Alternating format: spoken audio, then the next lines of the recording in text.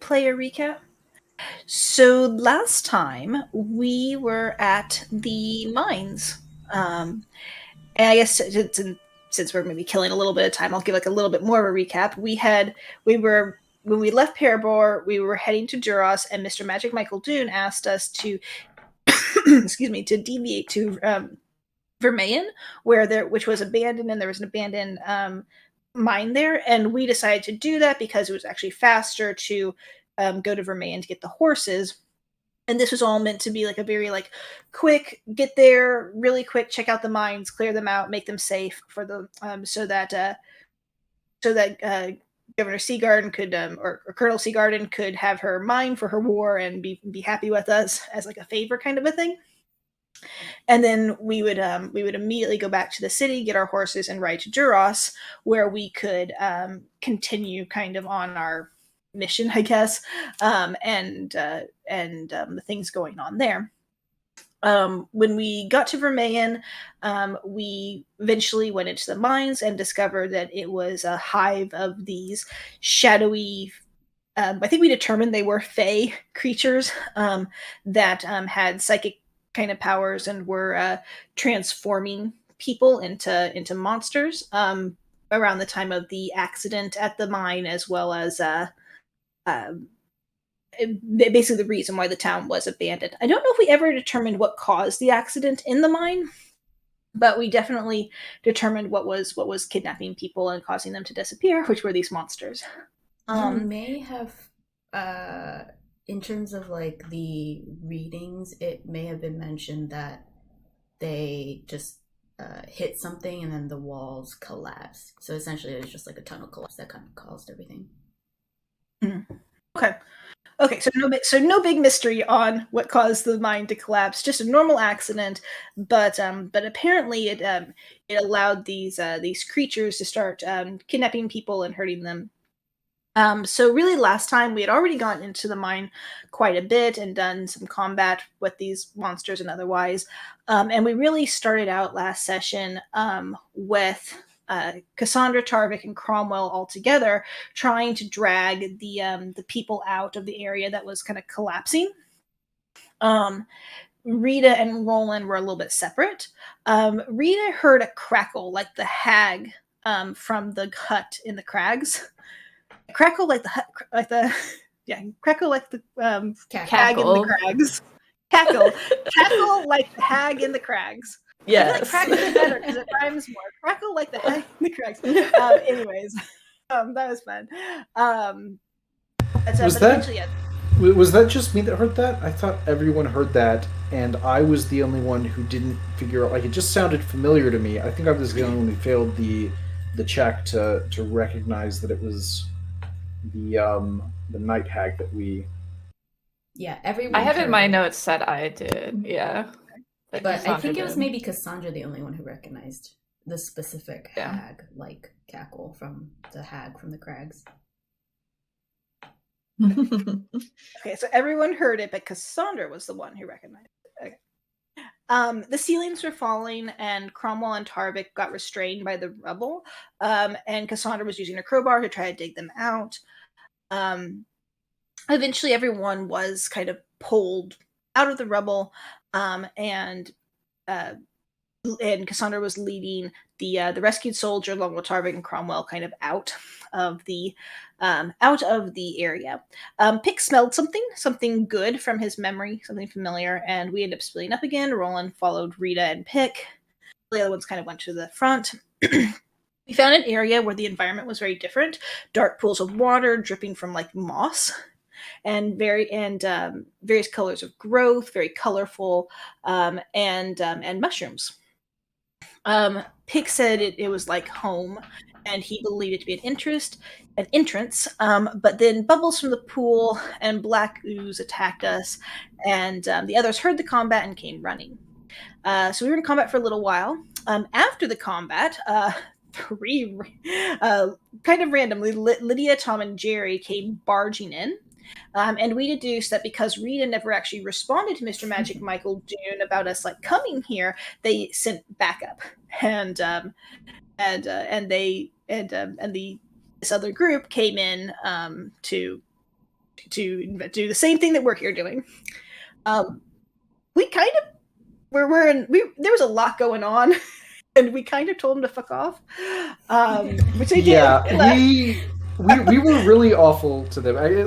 Rita, in particular, was really awful to them. Everyone, I think, was going along with what Rita wanted to do because Layla is this character from her past. But they showed up because the governor, not the governor, the governor now, or Colonel Governor now. Seagard. Governor? Yeah, Colonel. You're right, It's Colonel. Sorry. Because the Colonel asked them to. They heard fighting. They came running, and as soon as they got here, we just gave them all this shit. And Rita sent to Seagarden to tell her to and just did that right in front of her. No, thank you. No concern. Yeah, it was. We were very rude. Well, maybe Rita is feeling rude, but I think at least Roland thinks they deserve it because all of our experiences with them in the past.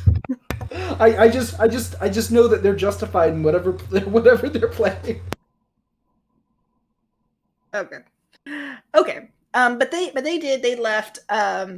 There were mushrooms in the room, and but Pig was really interested in finding the source of the water from above, and because he believed it was connected to the Feywild. I think we deduced. Well, Cassandra and Comro got trapped in a mushroom, and Pig knew how to get them out, but he and Rita left to go find this water source. So Tarvik gave Cassandra and Coral something to smoke, and we paused for a minute just to harvest the other mushrooms, and then we caught up with Roland. Tarvik caught up with, I guess. Oh, sorry. Roland caught up Tarvik on what happened with Lydia and the rest of the group. What happened with her? But then we tracked down Rita, who was taking a short rest. And we kind of just generally avoided the people we just rescued in Lydia's group, and we just went and found Rita. But after some bargaining, Pick told us how to free them by lighting the mushroom on fire, and we went back to get Cromwell and Cassandra. They were lightly singed on their way out, and we really wanted to take this other mushroom with us, figuring it could be useful. So I think Roland ended up carrying the mushroom by the bulb of dirt underneath it, using his mage hand. Mm-hmm.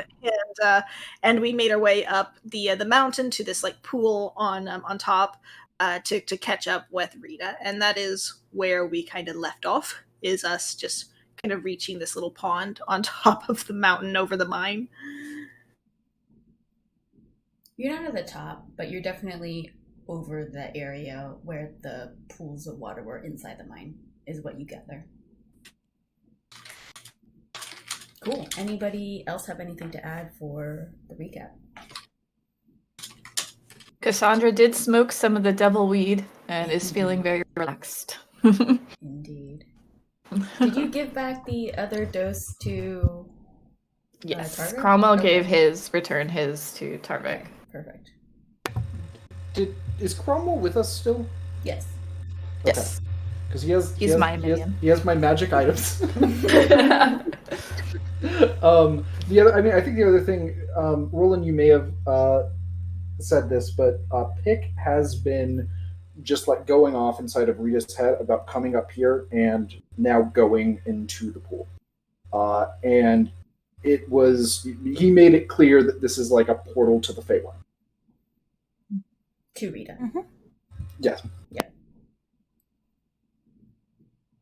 All right. So, if nobody has anything else to add for a recap, we can go into today's session here. So, as you said, you guys have just kind of reached and traveled up partway the mountain to go meet Rita, where she was kind of ahead of you guys due to Pick's insistence on getting up there and being close to what he calls home. And so you guys have traveled up. I'll say let's start with the group here. So Cromwell, Cassandra, Roland, and Tarvik. I'll say, I think right before you guys get up there, you guys are just kind of talking amongst each other. Was there any conversation that you guys might have had with each other as you trekked up? So if they took the soldiers away, does that mean we won't get paid? I mean, the soldiers knew that we rescued them. I mean, I think we even like told them to like make sure you tell who rescued them. Cromwell will say, and didn't Rita say something? Oh yeah, she magic-wise? did the message. Yeah, okay. So it should be okay, right? I guess. Yeah. And this is continuing to be Cromwell, I guess. But Yeah. we should get back there as soon as possible. I don't like being out here very much. It's making me uneasy. There are some things that the people who captured me said that it's not sitting well. What do you mean? Like you're just in a rush, or something about being out here doesn't sit well with what they said? Just in general, we need to get out of this area. They mentioned that the creatures are spreading quite well on their own, which means there must be a bunch of them wandering around. I don't feel good out here, exposed. Okay, that's an interesting point. Do we think it? Go ahead. Go ahead. No, go ahead. Well, do we think that the creatures, the gloom stalkers, and the other like terrible things who are attacking Parabor, do we think they're in any way related to these meanlocks that were in the mine, or do we think those are like completely separate? I don't know, they're both nasty. Well, it seemed like the meanlocks, although very nasty, didn't have the aura of death surrounding them that the rest of the evil corrupted thingies do. Maybe.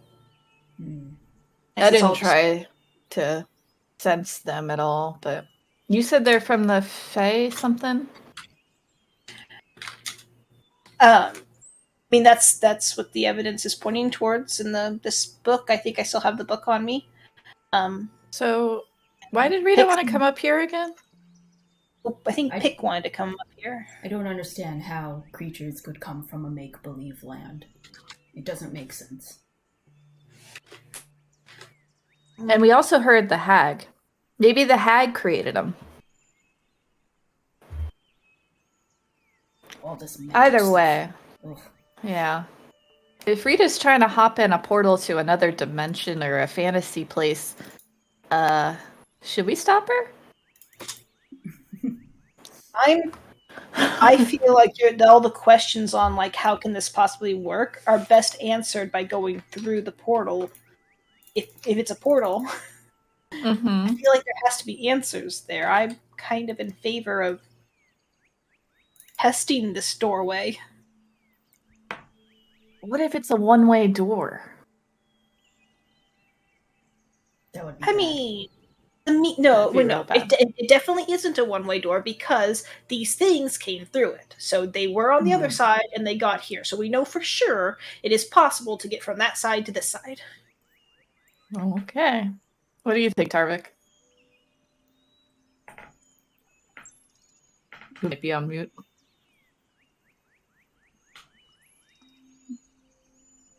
I was on mute, and also I'm trying to fix my internet right now, but if that was a thing here. What's that?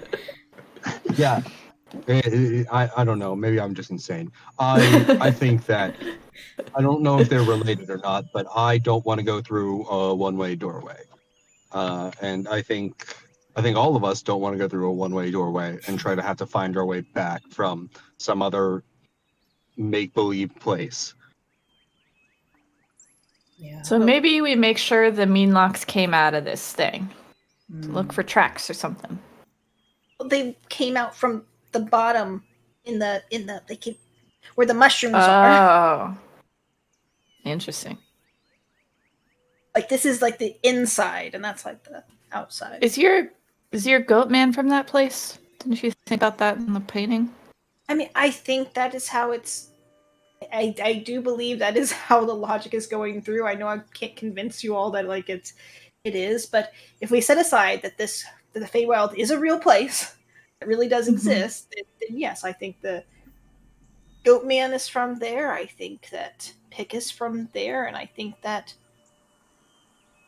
something's going on there that where creatures are in trouble. And But something is going on here, Cromwell will say. I mean, I don't know if I shared everything with you guys, but when they had me in our house, in Valeria's house, they said things are moving. They were saying that the Undying King is awaiting our offer. We must hasten. That makes me think that things are moving on their side and we have to as well. They even said collection is progressing in all areas. I don't even know what that means, but I feel like the kidnappings have something to do with it. And this war that's happening, I think there must be something related to them orchestrating it. Because they said that starting wars is as easy as lighting a fire with prestidigitation. Those wizards, the magic users, they're just pulling the strings. I don't know what Rita wants to do, but it needs to be quick. Okay, so our plan is to convince her to make it quick. I don't think there's any way that Pick's not going through that doorway, and if he goes and Rita follows, I'm also going to follow. Mm-mm. Are you all? Yeah. Of course. Tarvik is Tarvik nods. in agreement too. Silently. He nods silently. Yeah. Maybe. We'll see. Yeah. He's distracted right now, doing something in his pack. He's searching for something. He's searching for internet. Poor Adam. Yeah. As you guys continue walking, I think Cromwell will actually pull Cassandra aside just a little bit and say, "Hey, Lightfoot." Mhm. Oh shoot. Actually, he might not know this. Cassandra, can you clarify? Would you have mentioned anything during your time reunited with Cromwell about what the Raven Queen said to you about children? Yeah. And... Yeah, I think we would have caught him up with everything, like done a download Okay. of our journey. Yeah. Great. So he'll pull you aside and say, Lightfoot, I'm talking about what they were talking about while they thought I wasn't listening. It kind of reminded me. They said something like our arrangement with our little friends are working nicely. Little makes me think that it might be related to children somehow. I don't know for sure. I lost consciousness after that, but...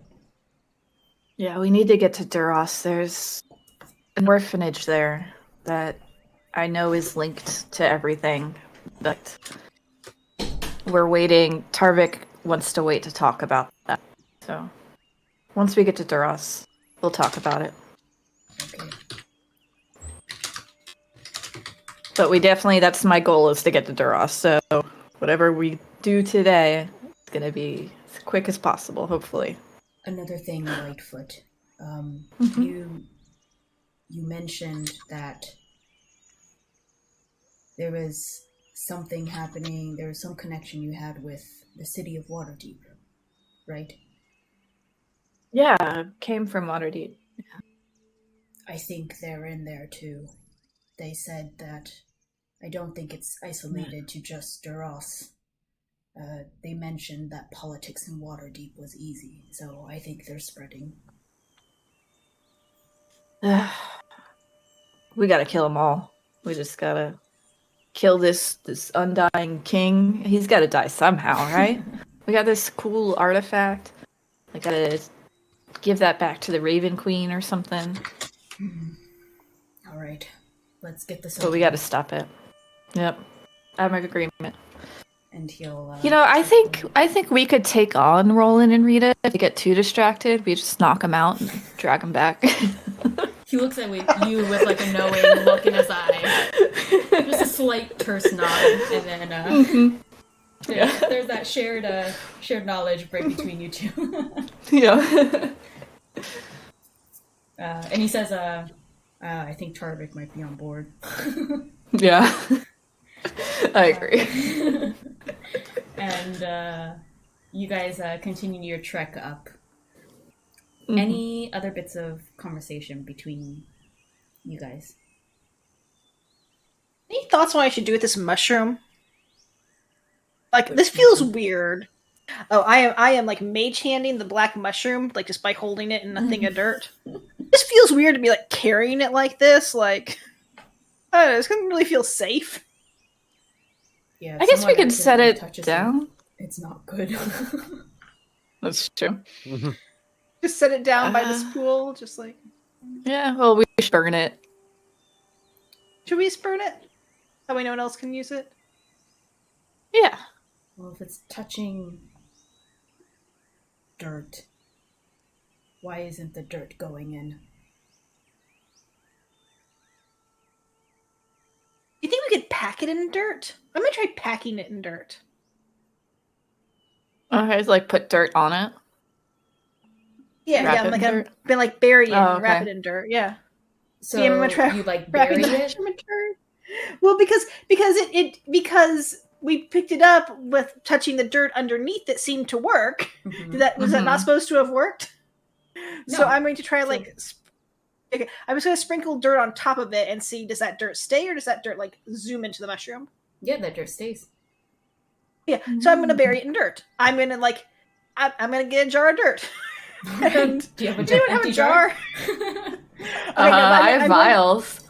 Okay, well, we can wrap it in cloth. We can do something. I'm going to like completely surround it in like a clay type of like good dirt, and like wrap that in cloth, and like I don't think I have a vial big enough, but yeah. I'm looking. Yeah, let's see what I got. I mean, I used my greater healing potion. How big of a jar did that come in? Not big enough for this mushroom. Yeah, It's gotta be like it's gotta be a little bit less vial-like and more box-like. Okay, well, I think. Did you say you have like a sack or something that you want to put dirt in? Like that would work. Yeah. Well, I don't have written down that I have a spare sack. Like I have like my component pouch, and I have like normal like pouchy things that I could maybe say I had something on me. I have a little bag of sand. But, take out the sand. Yeah. Is my little bag of sand big enough to I don't think so. Okay. Okay. I mean, I could Tarvik, just, like, you have any sacks? Yeah, we could do clothes. Like I could just like donate like the lining of my cloak or something to this. Mm-hmm. I have the clothes I'm I wearing. don't think I have anything like that. Yeah, I don't have any sacks or anything like that would hold anything that big, I don't think. Wait, I thought you had sacks for heads. Or They're holding Yeah, I we have- do, we but have they're holding heads. yeah, I was about to say, we have a lot of heads. Arguably, we're probably too many to fill in all of the sacks. Gotcha. So I would say we probably don't have any sacks to spare right now for in the heads. I feel Or like the as death our head sacks got more full, we would have gotten more and known that we were running out, and always be carrying a surplus of head sacks. You're not wrong. That being said, we haven't been to a town that has actually, let's say, had meaningful supplies in a while. And I don't think we've checked like in on the less sacks. than a day ago. We like since we've That won is this, true. We bought horses. If we buy horses, they have head sacks. Head sacks. Places that sell horses also sell heads. I can say Well, you we guys did it. retconned. You can retcon and say you bought some sacks. Just mark Alright. off whatever a sack Sure, is. I will. How much do sacks Yeah. cost? Oh, I don't know. Go Like ahead a and use silver? any tool. I'll Like 5e tools I'll look or it up. something. Yeah, just look it up. Hmm. Yeah, we can retcon and say Yeah. you have a sack. I think for this. there's literally Okay. it's in the DM guide. I'm sure Great. we can Yeah, find the adventuring gear probably. Mm-hmm. Sack costs 1 copper piece. There you go. Okay. Let's Pretty covered in sack. for the time being, I'm gonna subtract. Let's say I'll say a silver's worth. So that will cover all of the heads plus like 2 or 3 additional sacks for heads. Perfect. Should we someone put in their slash inventory? They mushrooms have now. 3 spare sacks, and now we have 2 spare sacks. Should we actually put that in our inventory? I'll do that. I have all of the heads in mine, so we'll keep the head sacks alongside the heads. Okay. Well, I'm going to take this last sack, and I am going to, as carefully as I can, and mostly using my Yeah. let me see. We're gonna need a whole bag of holding just to hold sacks. Gotta find a bag of holding so to preserve them. Oh yeah. Mm-hmm. Oh gosh. Would probably stink right there. Go to M&M's and Duros. They got everything. Yeah. Mm-hmm. I am going to, as compactly but as safely as I possibly can, like with a nice, good, like several inches of dirt on all sides of it, and very tightly, like wrapped up, then wrap it in the sack, and then bundle it up and put it inside my backpack. Absolutely. I'll say easy enough you're able to do that. No roll needed. So I have a black mushroom in a sack of dirt. Not suspicious at all. All right. I feel like some poor person's gonna like search us and they're going to find it, and I mean it's just gonna be sad. I actually feel like it's actually probably good. I'm going to put it in like the most suspicious spot where like someone who is searching us will definitely find it, because I feel like this is how we escape. That's smart. Just gonna like carry around like all the people that accidentally Or like searched against us. you. Yeah.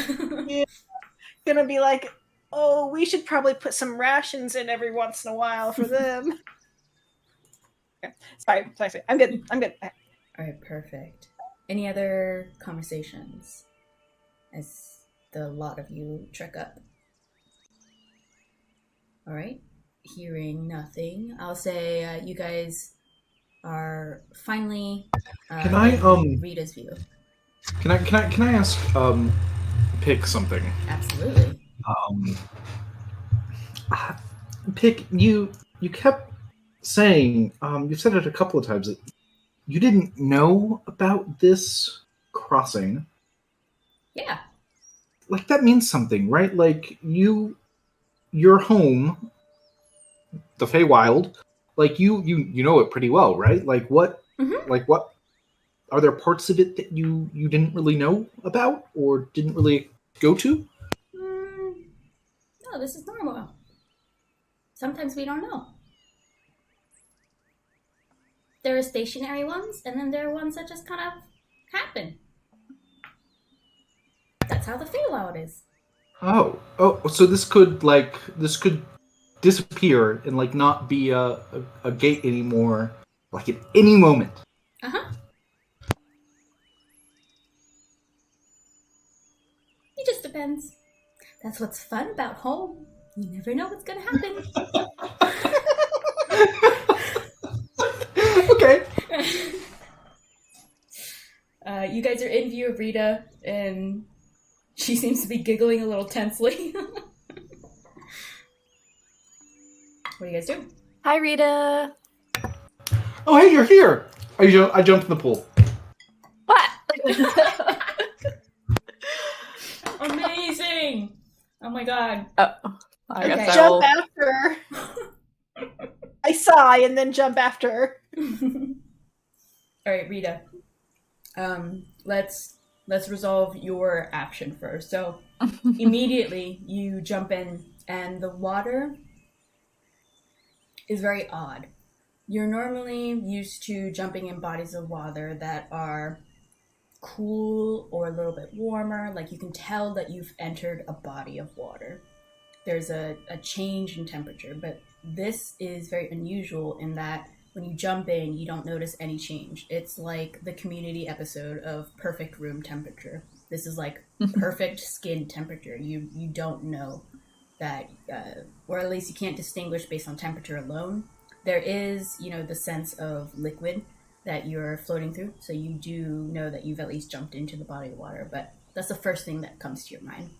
The second is that the water is beautiful and clear. And beyond, I would say roughly in this general area, you see sparkling gold shimmering objects that kind of are going in a circular fashion, and they appear to be swimming. You take a closer look in that general direction, as that's the only thing you really see, and it seems to be deep down, and it seems to be fish that are swimming. And they just there's like a school of fish, gold shimmering fish that seem to be just kind of circling around and swimming. But the water is beautiful, crystal clear, and it looks like you can reach that area if you wanted to go swim. Yeah, I'm swimming down. I've got the necklace of adaptation, so no, I could stay down here as long as I want. I'm gonna go swim over to the fishies. Fantastic. You swim a little bit towards the fishies. Let's get you over there. Yeah, that's within a turn. So you're like here, and you get to the fishes, and they seem just like a little bit distant. They're a little bit further. You thought you covered some ground, but you need to go a little bit further to reach them. It seems like that's the only thing in this area. When you kind of look around, you can see very clearly. You can see everywhere around you. You can see, all the way over here. You can see all the way behind you. This is the only thing that's there. I saw an island floating at the bottom of the lake. Yes. That my first thought was, oh, there's a floating island above me, but I didn't see that. Do I still see the island at the bottom of the lake? Sorry, Okay. That was my bad. You see the fish circling like behind this island. Visually, it's a little deceptive in how you're perceiving it, but you can kind of see the outline of the fish just beyond this floating island. Okay, I'm gonna keep swimming for the fishies. All right. You continue swimming, and I'll say you guys that were up there are, let's see how far you could have gotten.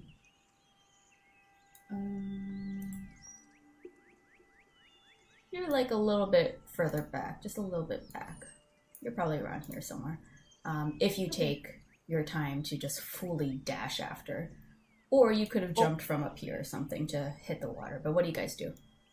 Well, Rita was out of our view when we were up at the top. Could we have seen her even though she's out of our view range? Was she out of your view? Oh yeah, I have a big black circle. I can't see anything past here. Well, is it daytime or? It is daytime. Do you have? Never mind. Wait. Yeah, I think it's just the dynamic lighting. We see it like it's supposed, like there's darkness, so we see. Well, hold on. Yeah. What time is it right now? Yeah, that's a clarifying thing. Oh no, you're right. It is actually it is actually dark. Oh, okay. So that's why. That's All right. why. So yeah, I probably would have just heard a splash, I guess, and just started walking down then. Or dashing. And Rita would see you guys before you see her because 120 feet of double sight. So that makes sense. You just heard a "Hey guys" and then a splash. Yeah. There we go. So. Yeah. And So you think we'd get about here, right? A little bit further. You if you're walking now, you probably get to like here. Okay. Yeah. Can Roland have gotten to here and then just jumped in? Absolutely. Roland wants to be there. All right, so you hear a splash. You guys go in pursuit, foot pursuit, and Roland splashes in. Tarvik, which way do you go? Do you follow Roland and kind of dive in, or do you go with the on the land people, Cromwell and Cassandra? I'm doing the on the land route for sure. Gotcha. Though someone would be kind enough to move me in roll 20. Sure. For whatever reason, Discord being fine. Roll 20 not doing its thing. So I got you. So Yeah, Roland, thank you you. splash in and you see Rita very clearly, and she seems to be a ways away from you, swimming towards this what appears to be a island underneath. All you can see is kind of like the dirt underbelly of a supposed island, and glimmering fish, as I mentioned to Rita, just kind of circling beyond the island, just kind of swimming. Golden shimmers. Do you go towards her? I feel like I'm having some regrets at having jumped in without having clarified with my DM. Am I carrying anything that's going to be like damaged from like just jumping straight in the water? Like, is my spellbook waterproof? Specifically, my spellbook. Because if so, I would have probably wanted to drop my backpack. But You can drop your backpack. I'll allow you to do that. Okay. Don't lose all your spells. Well, if I go into the Feywild and don't have my spellbook, I'm gonna be very unhappy too. So I don't know what the best thing to do right now is. Oh gosh, all my shit's in there. Mechanically, do I need to drop my backpack? Will it be ruined if I jump in? I can't answer that for you. You just have to. With the circumstances like real life that logic. Real life logic says yes, it would be. I'm asking you as a DM, are you going to rule it that way? Yes. Okay, drop in my backpack before I jump in. Then if it's not in like a bag or something that you know like a water, like an oil water bag. Yeah. Yeah, I am dropping my backpack then by this tree before I jump in after her. All right. Do you swim towards her? Yeah, I'll follow her. All right, you follow. Well, what are the rest of you guys doing? Well, this is already a mess. You saw Roland drop his pack. I think Tarvik. Yeah. Cromwell, why don't you stay here and watch our stuff? Since is he wearing plate too? Let me see what he's wearing. Yeah, I was supposed to say I'm also wearing heavy. Yeah. I'm going to sing. Yeah. Or both of you, I guess, could stay. Yeah. I do think Tarvik does know how to swim, but he's not going in the water without his plate mail, and he's not going to he's going to sink. Yeah, so Cromwell will stay with the bag. All right. Cassandra will jump in. I have a ring of swimming, so I have 40 feet of movement. You catch up easily then. All right. Yeah. And then Tarvik, I guess you just gotta decide if you're gonna deplate. Yeah, I'm gonna say I do want to go back because Cromwell can watch your plate. No, yeah, I'm not taking off the plate though. I don't think Tarvik's gonna do that. I think Tarvik is going to say to Cassandra. Usually, you're not the one who's in the making the same decisions part of the group. This is good. Well, I'm just feeling really chill right now. I'm not in any rush. Yeah. I'm gonna keep these for later when we need to make good decisions later on. Yeah. I like that. I'm gonna put that in the bag. I'm gonna put that in the bag that stays on the shore, along with, let's say, all of the heads. Yes. Those behind for now. The empty bags will stay with me. And I'm just gonna. Tarvik's gonna. Tarvik grew up like in a fishing village, so Tarvik knows how to swim. He knows the basics, and I think Tarvik also knows like when you're just gonna get thrown in. Like he does like a couple like deep breathing exercises to try to just maximize the amount of air he has, basically, and he will just start sinking down, basically. Yeah. Perfect. You go in knowing what you're getting yourself into.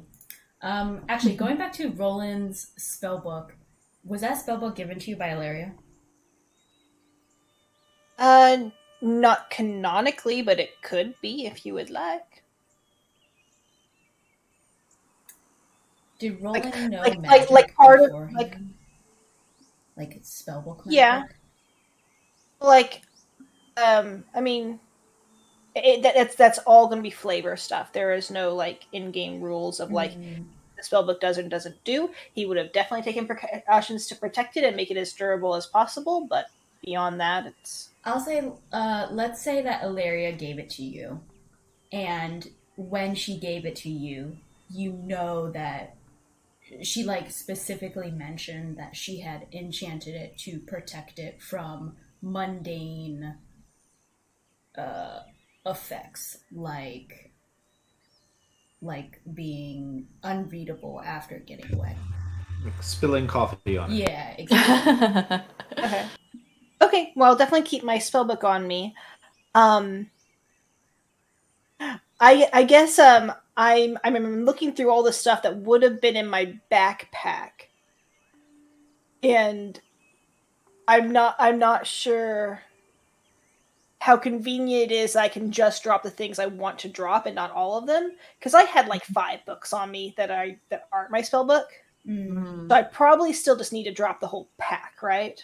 Yeah, but you can take your spellbook and just bring your book with you. Yeah. Yeah, my spellbook would probably have been separate anyways. Yeah, my spellbook is with me. It's separate. And I'm going to say the healing potions are separate. Everything else on me, I am dropping. All right. Except, well, I mean, not literally. I have my Pearl of Powers on my finger and stuff like that. But in the pack, pretty much everything else on me is going down. All right. Cassandra would have taken the photo of Ilaria out of her pack and given it to Cromwell, just to make sure it doesn't get wet. Cromwell calls out to you guys, "I'll be here. Come back." Thanks, Cromwell. Make sure it's a 2-way door. and you guys jump in. Let's start with Rita. So Rita, you start diving in further and further, and it feels like you've been swimming for a bit, and you should have reached it based on how you perceived it from very surface level, kind of when you first initially started swimming towards it. And it's still a little bit out of your grasp. Just seems like the same distance. What do you do? Hey, Pick, is there a trick to this? I can't get there. I don't know. Just swim. Just keep swim. swimming. I'm gonna look around. What's going on with the fish? Oh, the fish are still swimming, and they're still kind of in the same spot they are, just slightly hidden by the form of like dirt or land or whatnot.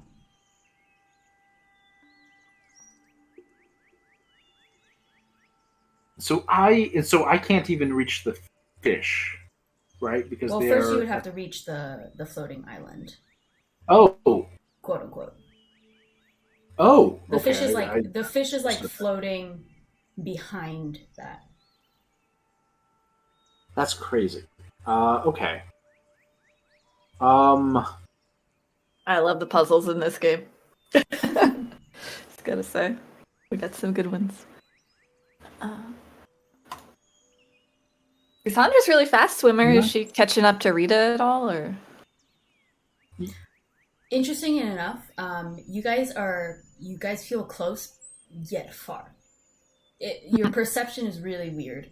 You think you've caught up, and you feel closer, but she feels the same distance away. If we if I like stop trying to swim, do I float or do I sink or is there any current whatsoever underneath here? Yeah, interesting enough, Rita. So you kind of keep swimming, and you're kind of looking around as you keep, and then Roland, as you see Rita kind of doing that, you just stop your body, and as soon as you do, all three of you that are in the body of the water, you see Roland seems to be moving further away, and he's going towards the island and the fish. I'll do the same. All right, Rita, you see the both of them. I think actually Tarvik wasn't shoot past swimming. you. Mm-hmm. Oh, you're right. Tarvik wasn't swimming, so actually Tarvik's ahead Oh, of yeah. you guys. No, yeah, Tarvik specifically said, "I'm just gonna sink." That's true. That's That's the true. plan. That's true. Tarvik is like way ahead of you guys. He's almost at the island. Oh God! All right, these torpedoes just torpedo past me. Oh, I'm gonna be this last one through a second time. Can I try like a motion to Rita, like the solution, like? No, Stop I see. motion. I see what She happens. sees What it. you guys are doing as Yeah. you go by, so I Gotcha, just gotcha. stop. Gotcha. Okay. Yeah, so you guys are rocketing forward. Tarvik, the first to emerge, you see yourself, you're not moving at all, and yet at the same time you feel yourself kind of hurtling toward this I would say ground-like object, and you keep going forward and forward towards this ground-like object, the floating island that we've been calling it, and the fish seem to be getting bigger and bigger, and all of a sudden you are no longer in the water. Your upper back or your upper body is above the water, and you are breathing normal air. You kind of pop up. Oh, this is pretty. You pop up, and you see this floating island that you were looking at, as well as the fish appear to be right next to you. And it appears to be just a little, I wouldn't call it an island per se, because this is more of a small pond, if that. But you see like a mound of dirt, and there's the goldfish kind of floating above it in air, not in water. And following behind you a little bit is then Roland, and then Cassandra, and then Cromwell's not here. The last to arrive is Rita, who kind of pops up. But you guys are in this very colorful landscape here. You are in water that is both clear and wonderful hues of mixed turquoise and deep blues and light blues.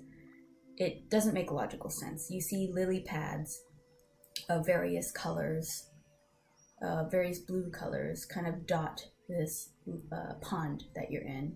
And next to you, like I said, the mound of land that has fish, gold shimmering fish, floating above it in a circular-like fashion. Not too fast, slowly enjoying their swim. You smell the air. Crisp yet sweet, unlike any air you've smelled before. And the land that surrounds you and this body of water seems normal at first, but then you take a closer look at these bright and vibrant hues of pink, red, oranges, and these floating lights that almost seem to be shimmering through, existent and non-existent at the same time. This place seems magical, like a fairyland. If you weren't standing here looking at it with your very own eyes, and someone described this to you, you would think they were making it up. You look around you, and the gold glints off the fish. I'd say, Tarvik, with your passive perception, you actually notice that the goldfish are actually made out of gold. As you all pop up, the land is yours. What do you do? Okay, let's go home. I think I broke As my I like corneas. Everything's too bright. I will I'm gonna like say... step up out of it. Okay, yeah, you step up out of it. I will say one thing I missed, is we're gonna do some rolling. Oh. I need Cassandra and Rita to make religion checks for me, please. Nice. Oof. You know, I'm gonna use my inspiration. Oh, very good. I have a 0. Oh, good. 19, very good. 16, very good. All right, so both of those are a success. So, Rita, you feel the reverberations from your guitar that you kind of have strung on your back, almost as if someone played it and the strings were strummed very loudly. And you feel those reverberations, and then all of a sudden you see and feel heavy black cascading feathers dampening the visible and also feeling sound waves. And then you notice when you're kind of standing on this little patch of ground, your guitar is actually gone. And Cassandra, you feel the Raven Queen's strength that you've come to kind of know within you weaken a bit. A burst of strength and then weaken again. Both of you hear each side of your conversation. So, Cassandra, you hear the Raven Queen whisper, "Stay on task." And Rita, you hear Pick saying, "Do what I can." Rita, your charisma rolls increase by 1 temporarily while you are here. And Cassandra, your skin loses some of its color, and your con rolls are -1 temporarily while you are here. So you guys can keep track of that while you guys are here. That's what happens to you, and that's what you feel. Does that also apply to my spell save DC? Because if it doesn't, that becomes harder to... We'll just have to remember that my spell save is 1 lower than it is. If whatever your... Let's see. Yeah. We'll say no. Just for sake Okay. of making it easy. We'll say no. Okay, so then yeah, my spell save is 15. If it comes up as 16, it's 15. DM, just from my notes, what did Pick say to Rita? Do what I can? Pick didn't say this to Rita, but Rita heard it. I'm doing what I can. And Cassandra heard the Raven Queen say, "Stay on task." Neither of you heard the others, what the other person heard, but you heard your side. And Roland, can you make me a wisdom saving throw, please? I will say this needs to be high. Oh my gosh, and you did it! Wow. Okay. Success for Roland. Roland, as soon as you're in this area, you're enraptured by the colors, and you kind of absent-mindedly start to walk up to this part of land. And as you do, you breathe in the air, and you're taken back to a time. You are in a forest with similar colors. Deep purple, a little different, but the feeling is the same. You cross the clearing, or you exit the forest and are in an open field. And as you are crossing the clearing of this field, you're walking towards a goat man. One that you've seen before, who has visited you, looking the same, with a big smile on his face. You're running up to him. You're laughing. Your perspective is a little bit different, though. You seem to be smaller. You run up to him, and he opens his arms as he's laughing, and you jump into a hug, and he twirls you around. He sets you down with a big smile, kind of tussles your hair a little bit. And then he looks across the clearing towards the edge of another forest, looking up where there's a slight hill. And above that hill, you meet his gaze to where he's looking. And you see your parents. You see your mom next to an easel with a brush in her hand and a color palette in front of her. And you see her frowning. You see your father next to her, holding her almost in a protective stance, and also a consoling stance. And he seems to be a bit tense. You look up to the goat man, and he seems to frown a little bit, looks towards you, smiles, and then looks up towards your parents again, and has a big grin on his face. They hold that moment between the adults. Then he looks towards you, and then your memory begins to fade, where you're now back to the present. I try so hard to hold on to the memory, and I'm trying so hard to think of his name. Yes.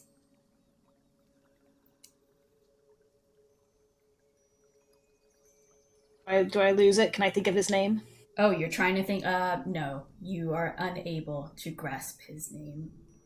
But that memory lies in you very vividly. You know the facial expressions. I'll even say, actually, roll me an insight check as you regain this memory. I'll say with advantage because of your high roll from your wisdom save, so you can roll again. About. So Maybe. The change in expression, the goat man was happy being with you. And then he saw your parents and he frowned a little bit. And then he looked towards you and he was happy again. And then he looked towards them. And that happiness was layered with a twinge of mischievousness and haughtiness. The expressions from your parents, you could gather your mother was worried, and her worried was directed towards you.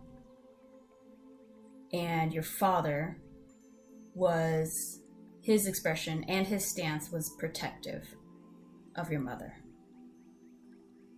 So I would say you would gain that very vividly from regaining this memory of yours. I'm going to repeat it and just let me know if this is on par with what Roland knows.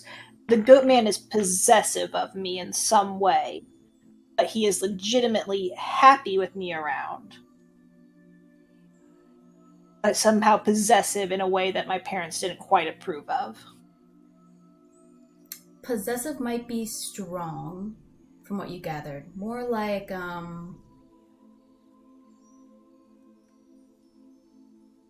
he had a connection with you that was good. And what was happening between you guys was clearly not welcomed by your parents. Whether you interpret that as possessiveness or not, I would say, you can interpret it how you choose, but I'm thinking of it less like that. But if that's how Roland wants to interpret it, go ahead.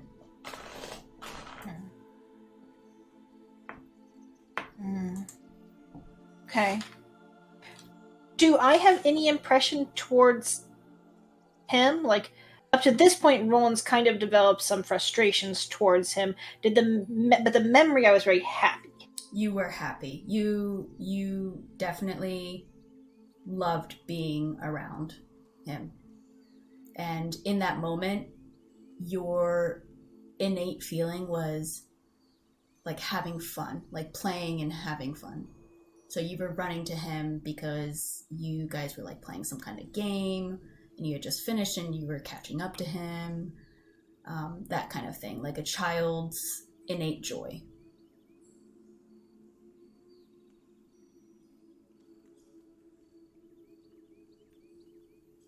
Cool. That is awesome. Thank you. Mm-hmm. Thank you. Any clarifying questions for Cassandra and Rita from what I told you guys?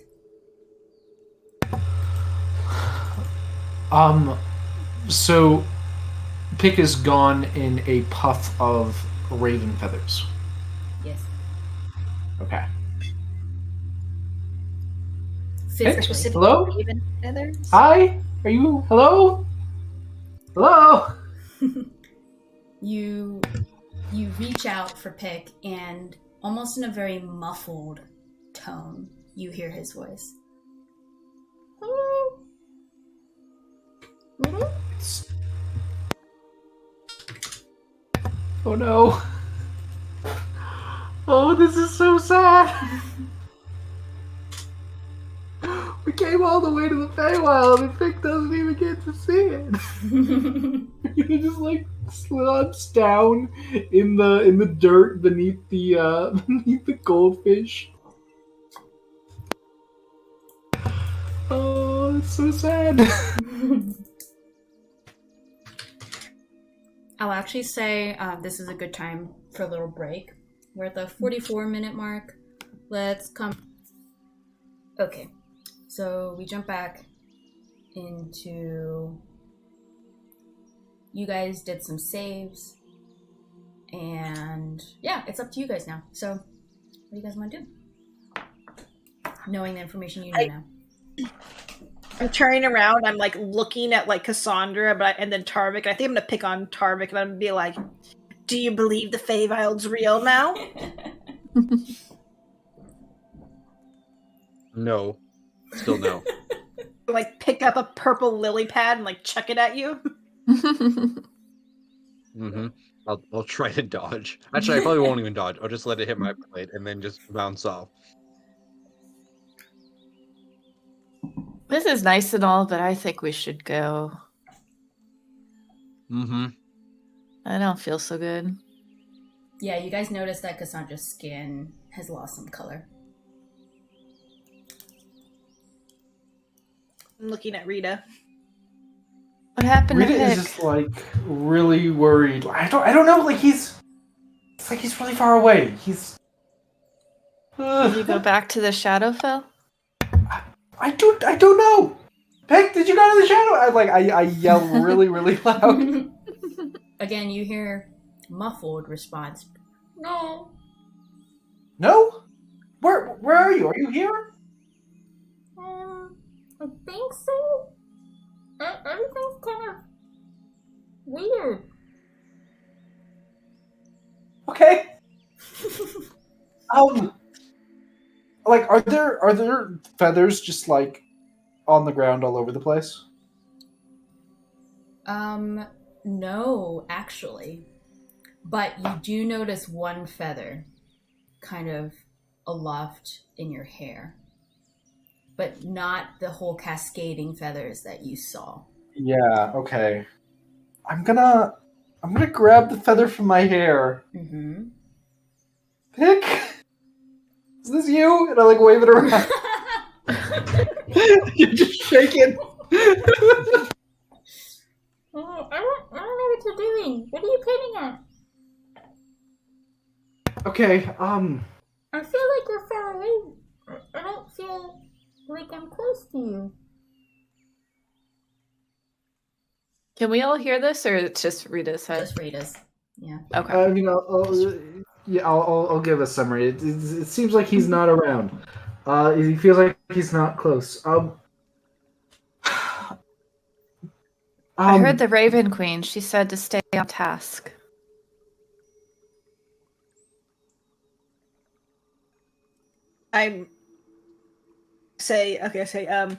Well, I don't know, is there any signs of necromantic ichor around? I'll try a divine sense. Yes.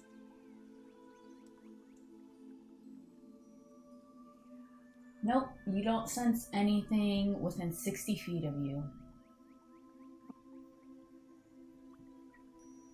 Nothing nearby.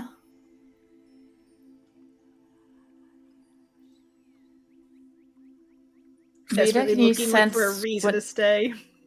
what direction? Well, we have to find Pick, right? Do you know where he went? No, he's.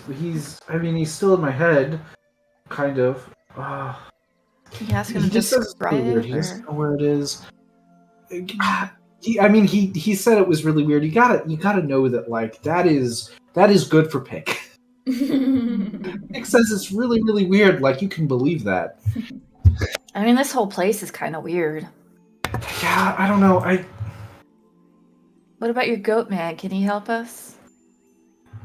I'm gonna like think in my head to like Stand on the grass. I'll say it out loud like Oolululu. Are you here? Oh, I forgot about that name. You reach out. Are you reaching out mentally? Or verbally? Both. I'll like close my eyes. I'll say it out loud, but I'm like searching for his presence in my head, I guess. All right. You hear a very, in comparison to what you've heard before, a clearer voice kind of resound in your head. Oh, my goodness. Have you come back? Do I sense your presence, little one? Apparently. Ah, so you've recalled then. Nope.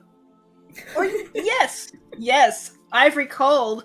But just to make sure you know, maybe you could say it out loud. You remember my name, boy? No. That's a shame.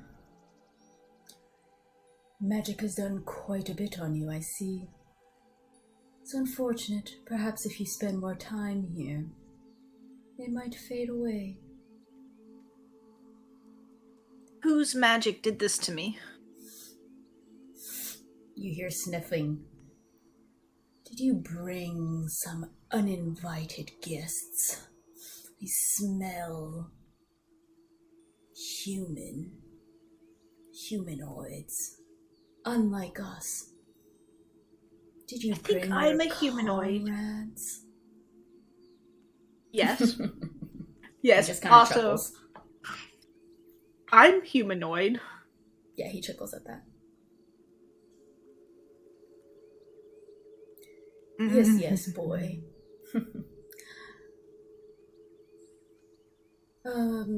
Your guests are uninvited. You, on the other hand, you can stay and enjoy. Sorry. I don't stay without my friends. That's a shame. We have such wonderful revelries here.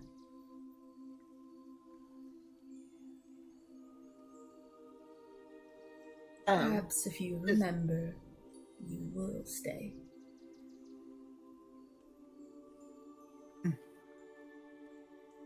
And Roland thinks inside of his head that maybe he doesn't want to. But I don't know if the goat man can hear that or not. He'll say to Cassandra, the goat man's here, but he's not terribly happy that the rest of y'all are here, so. Well, if he knows we're here, does he know go that if he Pick's here? wants to. I don't think Pick is here. You don't think he's here? I don't think Pick is allowed to come here. I think. I think he has to complete something for the Raven Queen before he's allowed to come back. Which is stupid, Raven Queen. Whoa. Her missions are very important.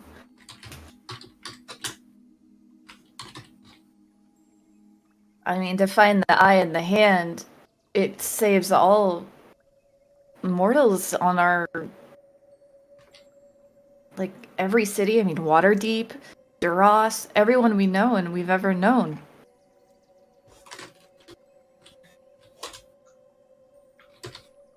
Rita just kind of like is just like kind of frowning and pouting and very upset at her at what happened, and she's we can go back. I think I want to find Pick, and I don't think he's here, and I think if we go back, maybe I'll find it. Okay. Okay. Before we go back, which one of these lily pads do you think will best convince Cromwell that the Feywild's real? It's one of these golden fishes. I would say one of the fish. Yeah, you gotta take Yeah, the fish is gonna be the one. Actually, I would say about a fish a person to convince me. So A fish a person. yeah. To be fair, they are probably valuable, and we're probably gonna fill up both of my remaining head sacks with them. But you know, What if they're needed for the portal? What if there's like okay. a monster that like is friends with the fish, and if we try to steal the fish, the monster comes and attacks us? Mama fish, yeah. Oh. What if the fish can So talk? it seems like we just leave. Mama fish. That's so funny because there are such things like mama bear, but you never hear mama fish. Yeah. Okay, so are we thinking take a fish or not take a fish?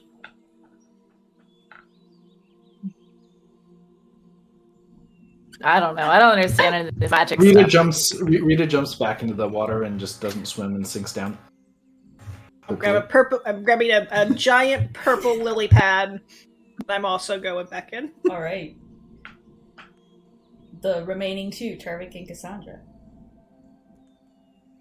I'm gonna try and talk to the fish. Hello, fish.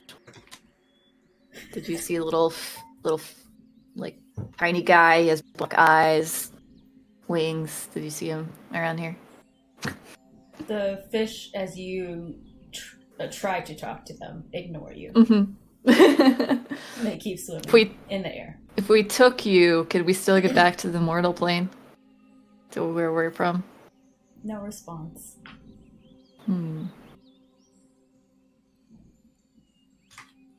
I'm gonna poke one. Can you poke one? It kind of like moves his body away as you poke it. Like you poke it and then it just, it reacts to the poke, but it keeps just swimming. Yeah. Maybe just one Tarvik? All right, how about this? Do you feel like you're going to be better at grabbing the fish, or do you feel like I will? I'm quick. All right, But so you're then strong. how about this? Yeah, but I don't... how big are the fish, like, relative to us? They're larger than, like, your normal eating fish. I would say, like, a laptop size fish in terms of length. Okay. Okay, so that's not terrible. I would say then it's probably going to be quick over fat or strong.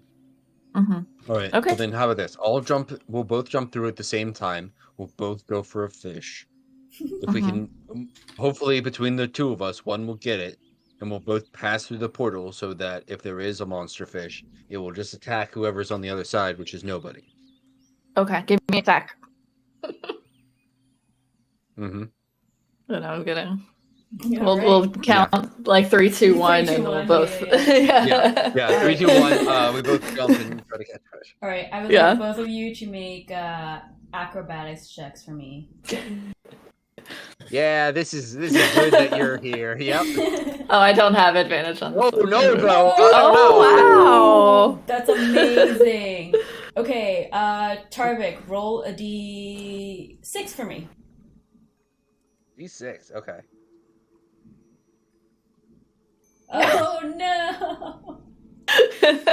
All right, Tarvik, explain how you grapple this one fish. Okay.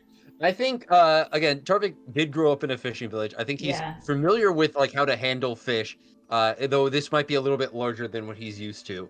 So I think he jumps up a little bit, just bounces up and then just kind of grips underneath. Kind of almost like football style, just grabs Yeah. this fish and it's just basically just hugging it through the portal. Nice. You immediately hug this fish and then just sink down, keeping it under wraps. Cassandra, you're used to being able to be a little sly and a little bit more sly, I should say. You have some trouble with this fish. It kind of slips out of your grasp a little bit, but then you're able to finally catch it, and then you're able to take it with you. Okay, I put mine in the sack and bring it down. Nice. Oh. With a little bit of struggle, the fish goes in and you are on your way. Let's go to Rita and Roland as the first to appear back above. You guys... you guys can be here. So Rita and Roland, you guys go up, and Rita, as you go up, and your head pops out of the little pond here, you feel the weight of your guitar again. Oh! And you hear You Pete's back? voice normal. Oh, Yeah. good. I think you were a feather. Do I still have the feather? Were you carrying it, or did you leave it in your hair? It was in my hair, and I pulled it out and I waved it around. And I was holding it since then. Oh, you were holding it? Yeah, you still have your feather. Do I have Oh. a lily pad? You have a lily pad. It was weird. It was I I was in waved it. Jello. I guess that wasn't home then. That was weird. You couldn't. Could you like see anything? There were like fish and rolling through a lily pad at Tarvik, and everyone really had like a bunch of crises, and Sandra was sick. No, I saw I see the fish from the water. I didn't see anything. You reached the fish? Yeah. Oh. All right, I'm gonna like swim back over to the bank. All right. Both of you. Actually, no. Just Rita. Can you make a wisdom saving throw, please?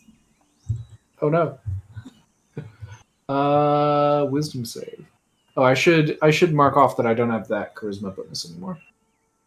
Mm-hmm. Beautiful. 20 is great. Okay. And then Tarvik and Cassandra, you guys pop up, and you can see the two of them are holding fish. Or I guess Cassandra's you wouldn't because she put it in a bag, but at least Tarvik is grappling a fish. Yeah, I will slip mine into the bag as well. All right. The Yes. same bag, I think. Yeah, I can. I'll open it up for you. Well, we'll get out of the water first, maybe, so it doesn't swim away in the water. Get out of the water. Uh-huh. Fish in the bag. I probably have some sort of system of like getting them to like stop moving around so much. Mhm. And yeah, I have two golden fey fish in a bag. Yes. Yeah, you can put it in your inventory if you want. Both of you, can you make me a wisdom saving throw, please? Yeah. Do I need to make one too? No, you do not. Did I click it? Oh, there we go. Yep. Cassandra, you have forgotten everything that happened in the Feywild. Oh no! What is that? Tarvik. What? Well, do I remember? You remember Tarvik. Was good enough? Just Cassandra. Okay. These are fish. We caught the fish. They look shiny. They are. They're quite valuable. We're going to sell them for money. Well, I'll get half, the right? Scales are just pure gold. Mm-hmm. Yep. Tarvik nods and be like, some of individuals didn't believe that we needed to get the fish. I look for the other two. They will. I have a lily pad. Good job. It's really big. It's like a really big one too. I brought like a really big purple lily pad. It's like bigger than my torso. It's like I don't see any lily pads. Where'd you get that one? from the Feywild where we just were. It was. You were right there, Cassandra. No, You're we just supposed to be one of the people swam. that believes us now. We were just I still swimming. don't I didn't. believe you. I did. I think I saw some fish, but I didn't see What did Tarvik say? lily pads. Tarvik just said, "I still don't believe you." You have a golden fish. And I yes, my corneas have healed up nicely. That being said, I'm still unconvinced. Like desperately actually, towards Rita. that Like reminds me. Second wisdom save for everyone except Roland. Thank you for reminding me, actually. Okay. Okay. This one's better.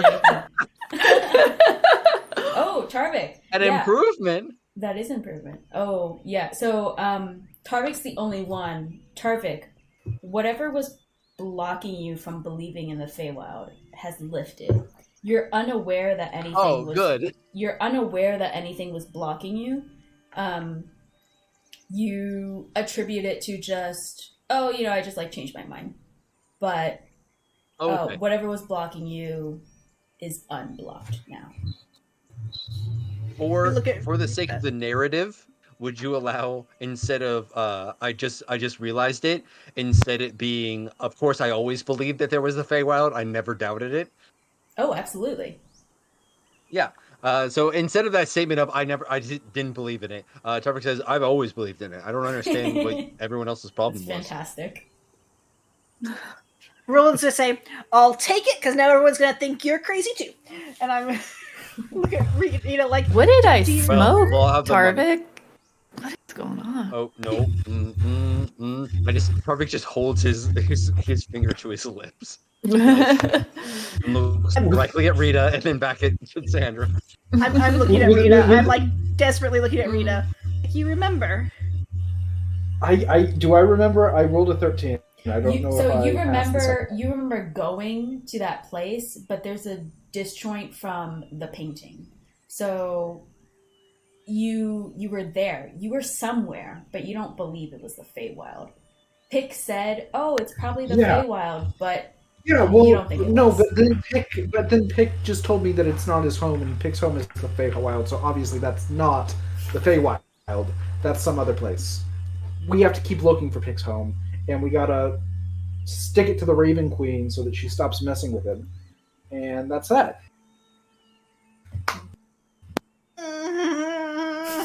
Cassandra storms off. Walking away. No, we really. I'll walk up to Roland and be like, one of these days he'll stop being such stick in muds, and they'll finally get it, just like you did. What? Oh my god! Yeah, he's totally gaslighting you. I love it.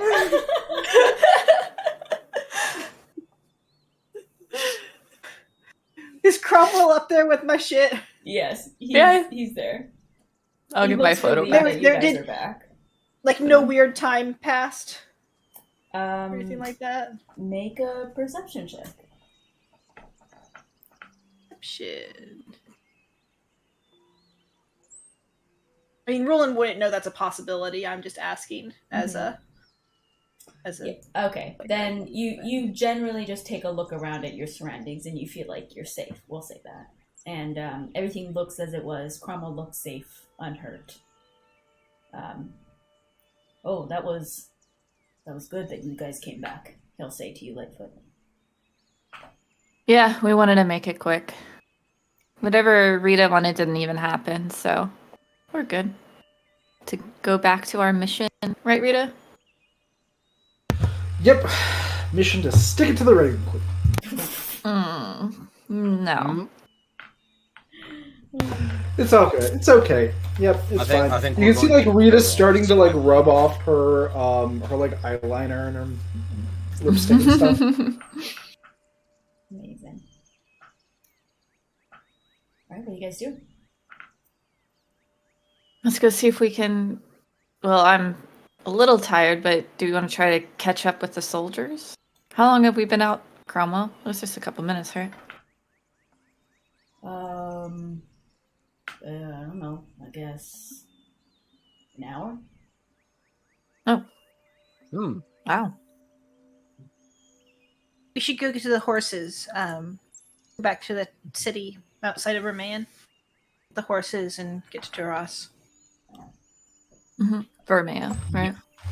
Well, Remain's the abandoned town. I forget what the name of the city is. Roland remembers. I But think it's Maerin. Maerin. Yeah. Yeah. And is the other one just Ver? And it's Ver Maerin? No, it's this. Maerin. Got it. And for man. Got it. Thank you. The All right, let's two go. L's We're going to. Do we want to be like double time it to see if we can catch up with Layla and those guys?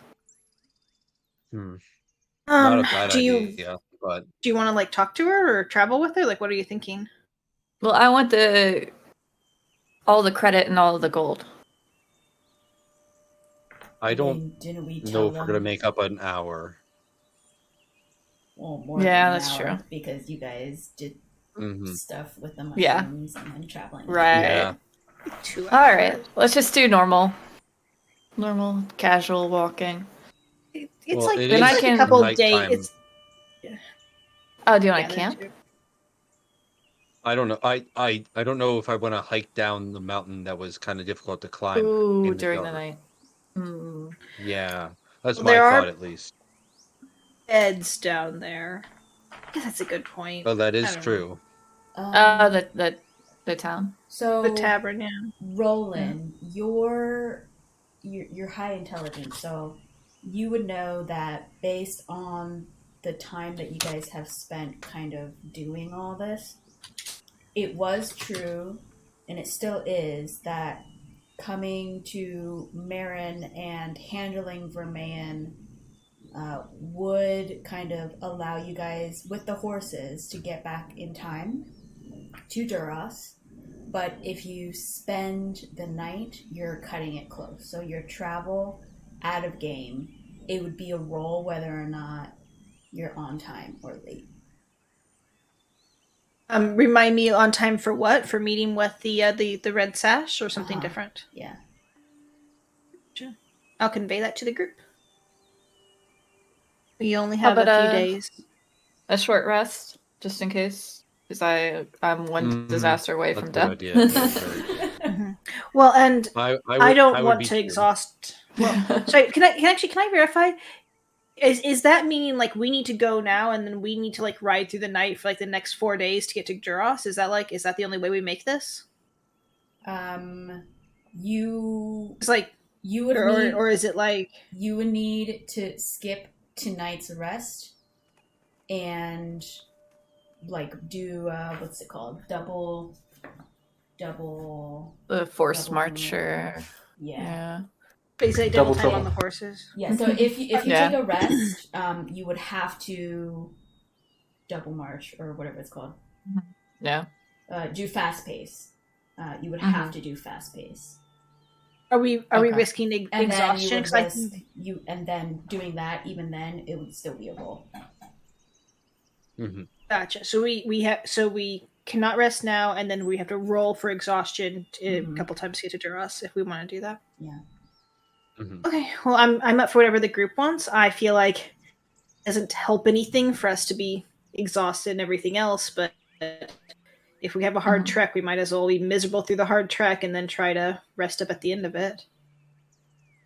Well, I worry if I trip on the mountain and hit a sharp rock, I will die. That is fair. All right, we can. Well, how about? Will you be okay with just a short rest then? Yeah, that's what I mean. I just do Okay. short. Yeah. Yeah. Let's rest for like an hour, and then we'll try to double time it from here down the mountain and to the and all the way to Duras as quick as is safe. Yeah. A cave ceiling collapsed on me, and there's monsters attacked me. Yeah. There's a lot. Caught that fish? Mhm. Yeah. caught multiple I fish. thought Tarvik caught them. Hold up. Yeah. Well, I caught. Roland doesn't you actually caught- know. You actually caught one. Oh. Tarvik says, Mhm. "Oh yeah, you. Oh, actually, you know what? I'm sorry. Yeah, I did catch both of these. These are both my Okay. fish. But Yes, I still believe get in that. half. You said I would get half. Well, why would you get half? I Why don't know, would but you get said I half could. if you didn't catch one of the fish. That's true. Oh, I'll say fine. I will give you half this time. Yes. Remember, you owe me in the future. All right. I need band-aids. Same. Yeah. Start rolling. Yep, go ahead and take your long rest. Is anyone taking watch? Sure. Short rest, right? Short rest. Yeah, short rest. Short rest. I need a rest. Cromwell also needs a short. So, if Rita, do you want to keep watch? Yeah, if we need to watch during a short rest, I do not need to rest because I got to rest while you guys were climbing the mountain. Yeah.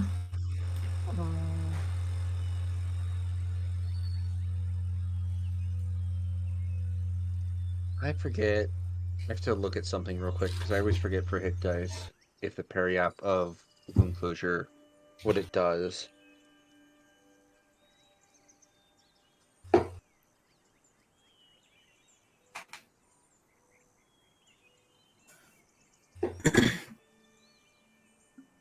Oh, okay.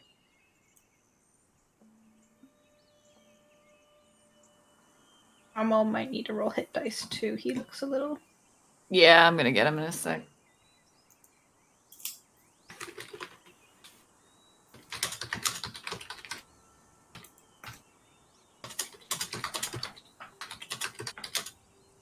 Ooh, 11. Ooh. And actually, I didn't. That's why I had to look it up. Parry up actually doubles it, so I actually recovered 22 with Wow. that, and then 18 and 18. Carry out, no joke. So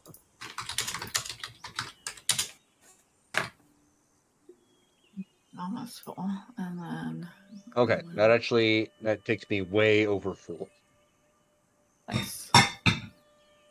Yeah, that's a very nice gift from Sea Garden. Especially for a short rest, it is very nice. Yes. It also helps that I stabilize when I go down. Yeah. It came in so clutch when you did that bad teleport. That was perfect. Yes. Oh. Because you guys yeah. were When not I yeah. was dying. Yeah. Because no one other than Ilaria's pupils were meant to be in that place, and if anyone did try, wasn't going to be a good time for them. Nope. Yeah, that came in real clutch. Can confirm.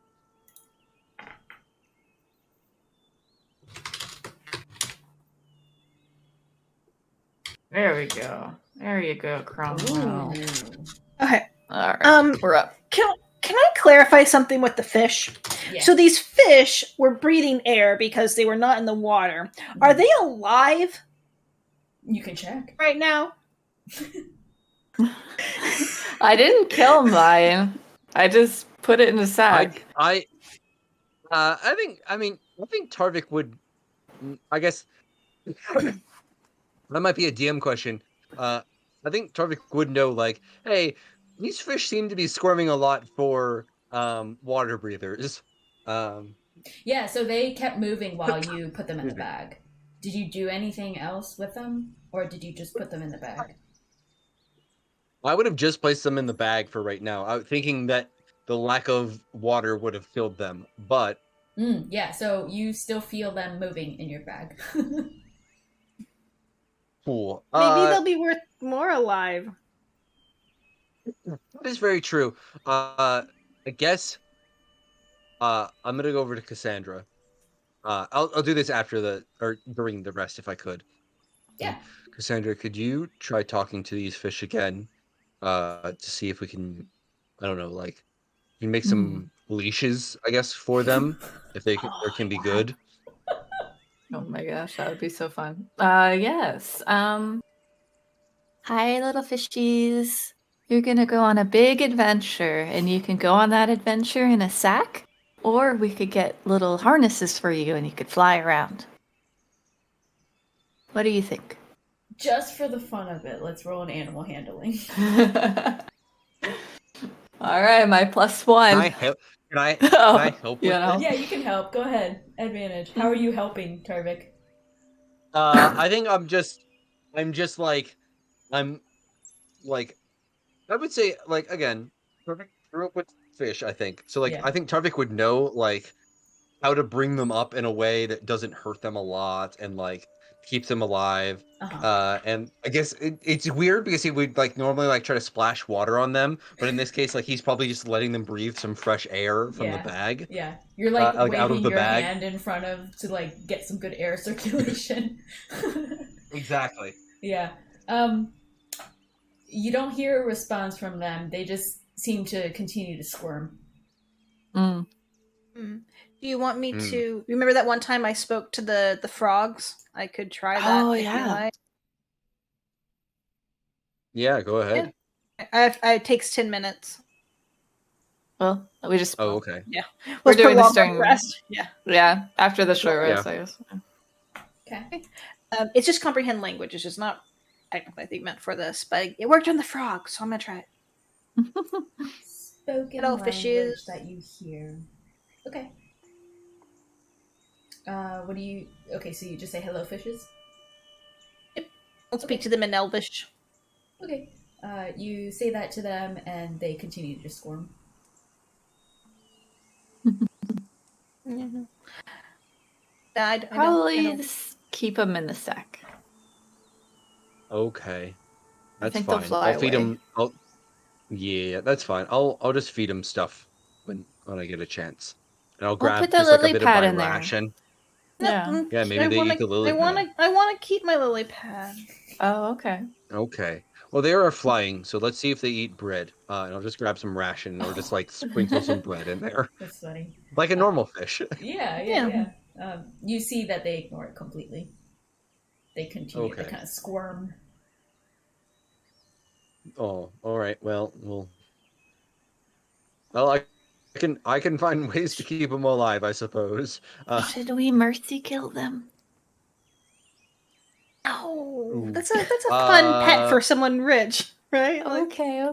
That is. Oh, it is Mr. true. It is Magic a fun pet for someone. Bike. But Can he you is so imagine? depressed. He's so depressed. He would be so happy with a little balloon fish just like around him. Oh. Oh my god. Oh yeah, I guess On a we do little get to leaf. name them. I do like the idea of golden balloon fish. I think that's a good idea. Mm-hmm. Yeah, that's their exotic fish type. Yeah, Uh-huh. I like it. Golden balloon. Oh, so when you said name, I was so excited for actual like specific names, but no, like golden balloon fish as a no, species name. Tarvik would never Yeah, do the that. species. Tarvik would never do that. That being said, species name, yes, golden balloon fish.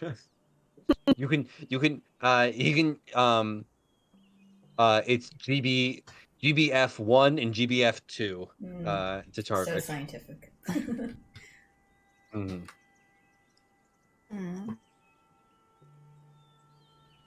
All right, so you guys are short rested up, and you attempted to try and talk with the fish. No success. What do you guys do? Let's head to Maerin. All right, the group consensus. Do we need to check in with the innkeeper guy? Let him know that his wife got her flowers. Sure. Yes. We can do that. Sure, we can do that on the way. Get our horses.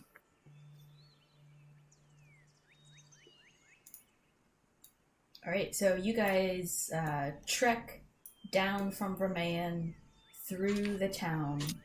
And as you go through the town, you notice that you do not hear or feel any ominous presence or whispers, unlike before. Nice. Town just seems to be very quiet. I'll try once we get to the center of town, just try a divine sense, just to check. Sure. Let me change the map for you guys too. put yourself where you want divine sense? And they're not there. They're... Oh, right, yeah. Yeah, ignore this. I guess, yeah, right here, this crossroads, so would be a good place. Okay. 60 feet. Mm-hmm. You do not sense anything. Alright. I think we cleansed this place. Cleansed, but okay. That's a choice of words, but okay. It works. Mm-hmm. Seaguard will be happy. Mm-hmm. So to be clear, are we selling shit here in Marion, or are we going all the way to Duras? I mean, we're in a bit of a hurry. I feel like we just go to Duras and then we can sell stuff there. Okay. Yeah. I think in the house I found this painting and the letters from Mayor Jerzen and a chronicle of Vermain, and I'm not sure if that's more valuable to Duras or more valuable to the town here. I don't know. Yeah. I'll give it to That's tough. Seaguard. It's fine. I'll give it to Seaguard. It's fine. It's fine. That's found this bunny. Found a bunny. Oh, with big floppy ears. Technically,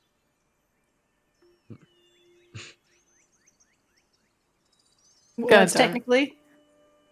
I was gonna say, Seagarden really wants to befriend the town so they can open up the mind again. I bet those things as gifts from her probably would help. So That's nice. Yeah. Cool. Cool. So yeah, we'll head down towards the inn and then towards our horses. All right, fantastic. So you guys travel some time. It's still dark, and you feel yourselves kind of enveloped in the silence of the darkness. The silence has reached this area as well, if I didn't explain that earlier. But just the kind of unusual silence from just general night life you find is pretty evident. And you make your way to Maerin. Where do you guys go first? Is it like 4 a.m. right now? Is that like what we're doing? Yeah, it's pretty late / early. Maybe we should just leave a note for the innkeeper. It's not like he owes us gold or anything. yeah, that's fair. Yeah. Let's walk by the innkeeper. I have parchment and ink and stuff, so I'll leave him a little note, and then we'll head to get our horses. Okay. You actually, if you go in to the inn is open. Oh. Okay. Unless walk you in. put a note on the door. That's up to you guys. I guess if it's open and there's like a barkeep there, I'll go in and just tell them, leave a verbal message. Yeah. Interesting enough, though, you walk in expecting a barkeep, but you actually see Lucas there. Oh, Lucas. You can see he looks a little tired, but he's just kind of bent over, just reading like a little pamphlet. Lucas. Who actually did the lilies? They can talk. Lucas? Hey, Lucas. We're back. Oh, We did it. Oh, it's quite We late. went up. Yeah. We're just stopping by. I wanted to, I guess, let you know that the town is Vermelon is better. We did the thing with the flowers for your wife, and we kind of took care of a lot of the problems. It's safe for the moment. I think up there is what we found. Is it safe for the moment?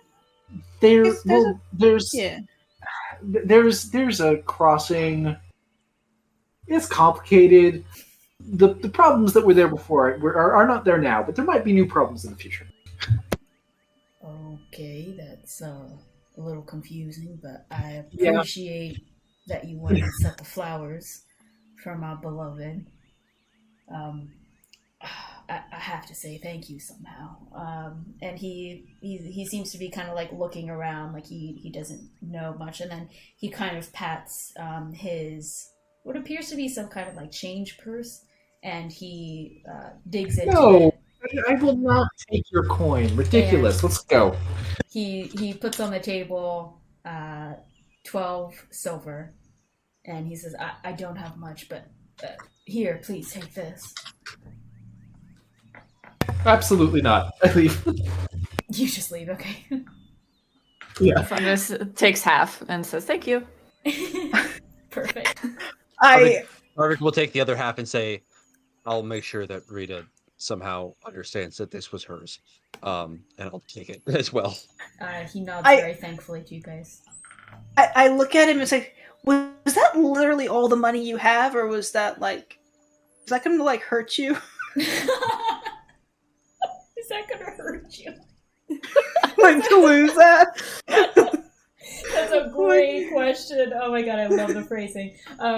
Yeah, you kind of take a look at him, and he kind of looks almost ashamed that that's all he could offer.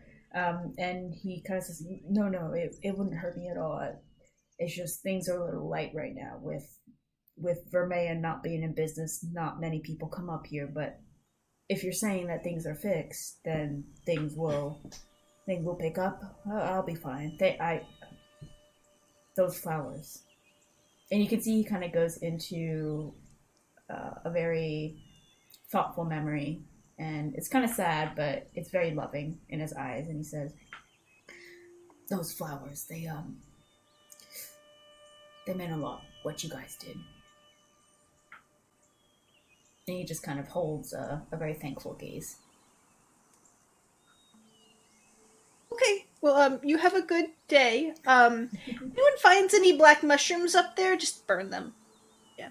Okay, I'm gonna go.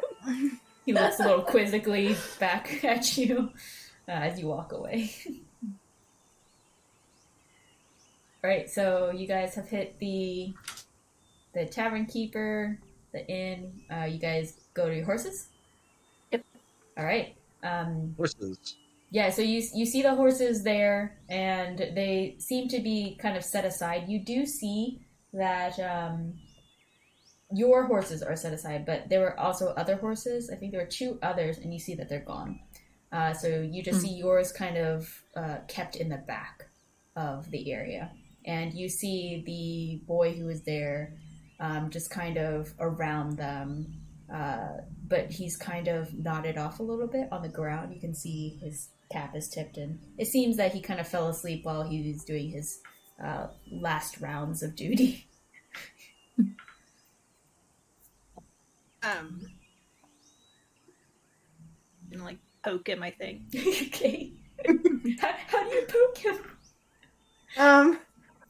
Like with the butt of my bow, like just gonna be like gently like on like his shoulder, just like. Okay. He kind of wakes up with a story. Easy there, and it's almost like he was going to tame a horse, like he was dreaming. But then he kind of looks towards you. Oh God! And he looks at how dark it is outside. Damn it. He kind of wipes his face and eyes. Hi. It occurs to me I probably did not need to wake you up, but probably a good thing that you should know that we are going to take the horses that we bought. But thank you. Oh, right. I put them in the back here on purpose. Yeah. Here. And he actually ruffles in his pockets, and he takes out a set of keys. He actually did lock the horses, so nobody would just kind of take them. I know, because you reserved I no longer feel bad about waking you. Thank you. Oh, right. We don't want just anyone being able to take them. And he unlocks all 4 of them for you guys. And I shall remind the group that this is Helio and Nyx, and this is Spot, and this is Dot. Is that right? Was that the last set of horses' names? I feel like maybe I'm mixing it up. I don't think so. I think those are right. I think that's right.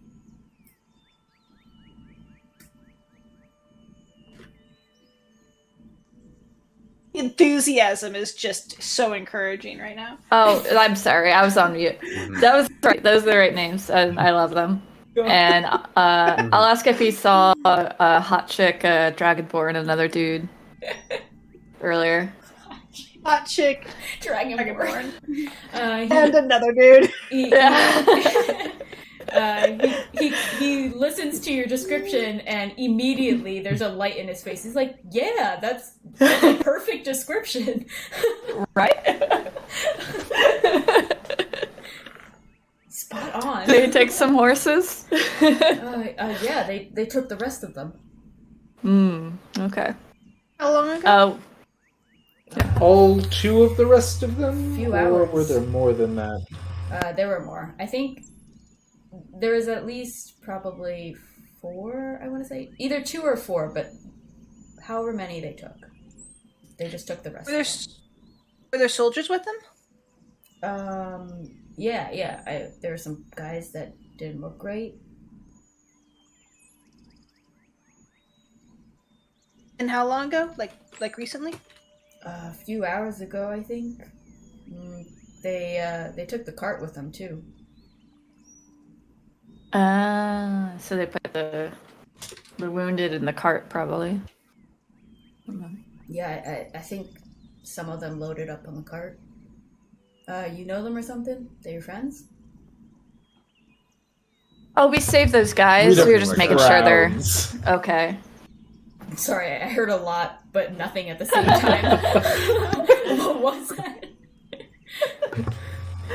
We saved them. Was definitely in there. We saved those guys. We wanted to make sure. Yeah, we saved those guys and just want to make sure they're okay. Oh, yeah. Yeah, they didn't look great, but that's great.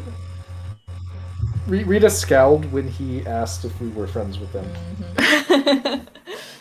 Yeah, I mean, you strangers don't come up here in these neck of the woods here. Not many people have come up here since, Verman stopped kind of being the mine, but very interesting people you guys are. And he kind of looks you guys all up and down. Well, maybe more people will start coming now that the mine's a little safer. So. Yeah, hopefully. Business has kind of been slow here. I'm gonna hop on next. We should get going. We have a lot of really hard riding. Yeah. Yeah, all right. I've unlocked everything for you guys. Yep. So, not that it's a big deal at all, it's fine, but, is Cassandra taking the all-black horse that was very in, Rita's goth phase on purpose? Or not so much? I think I have to share with someone, right? Because we only have 4. Yeah, you have to run with someone. Well, because you have Cromwell with you. Yeah. Mm-hmm. So, I can share with Roland or Rita, Well, probably. Actually, oh wait, no, darn it. Well, I mean on Helio. I mean on the white one. Come on, Rita. Okay. Tarvik just picks one at random. Randomly picks one. Yeah. That's It Dot. doesn't matter. His name is. That's Dot. Yes, She's yes, a sweetheart. Her name is Horse. Dot. Very good job. I hop on Horse. Cromwell will get on the spot then. All right. So who's buddied up? Rita and Cassandra? Yep. Yeah. All right, great.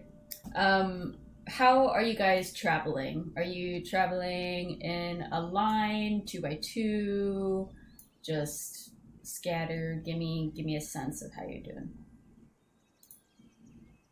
What's best for kind of going fast? Kind of one at a time? Behind each other? I mean, if we're Probably on good. horses, I don't think there is a lot of. It's as big of a deal, especially traveling on a road on horses. I think just 2x2 is fine. Okay. 10 feet apart. Cool. I was thinking 1x1 just because there's a chance the road narrows and it just becomes like there's some people going the other way and things like that, and that could cause some accidents. So I think it's probably better if we do 1x1. Yeah, you guys do know that the road just is out of traveled both safety. ways. Yeah. Yeah. You would have to kind of scoot around other people, unless you just don't care and want to run them over. That's fine too. Well, I feel can we do the zigzaggy thing that motorcycles do, where it's you're not next to anyone, but you're also not directly behind them either? Yeah. Perfect. Yeah. Okay, staggered is perfect. All right. So who's kind of leading the stagger? Tarvik. He says a perception. All right, Tarvik leading the stagger. Okay, yeah, I will go first. Who's diagonal behind Tarvik? Rita and I.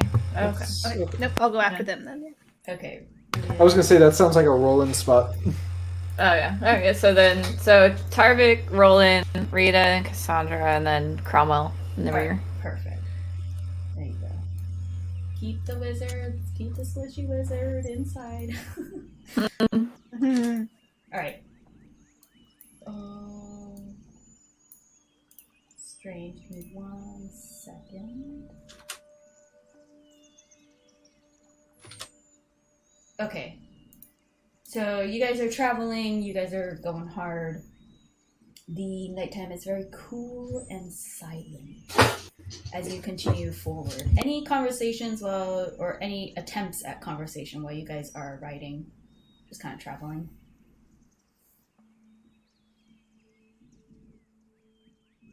Nope. Nobody's tired I a don't little have bit. anything. Yeah. Yeah. Alright. You guys are riding through, and in not too much time, you guys hear... Well, I should say, I should clarify first. You guys are continuing forward, and you do see a tree line that seems to be the edge of, some denser wooded area to the right of you as you guys are traveling forward towards Duras. And as you guys are moving forward, you guys hear a distressed animal sound coming from the woods.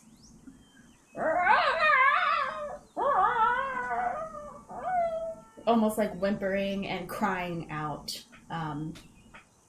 It sounds kind of higher pitched off in the woods as you guys are riding. What do you do? Let's check it out, but it could be dangerous. We gotta go help that animal.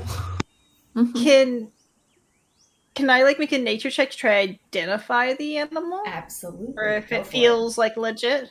Yeah, absolutely. It does sound like an animal, and I'll say with a 15, you gather that it's a young owlbear.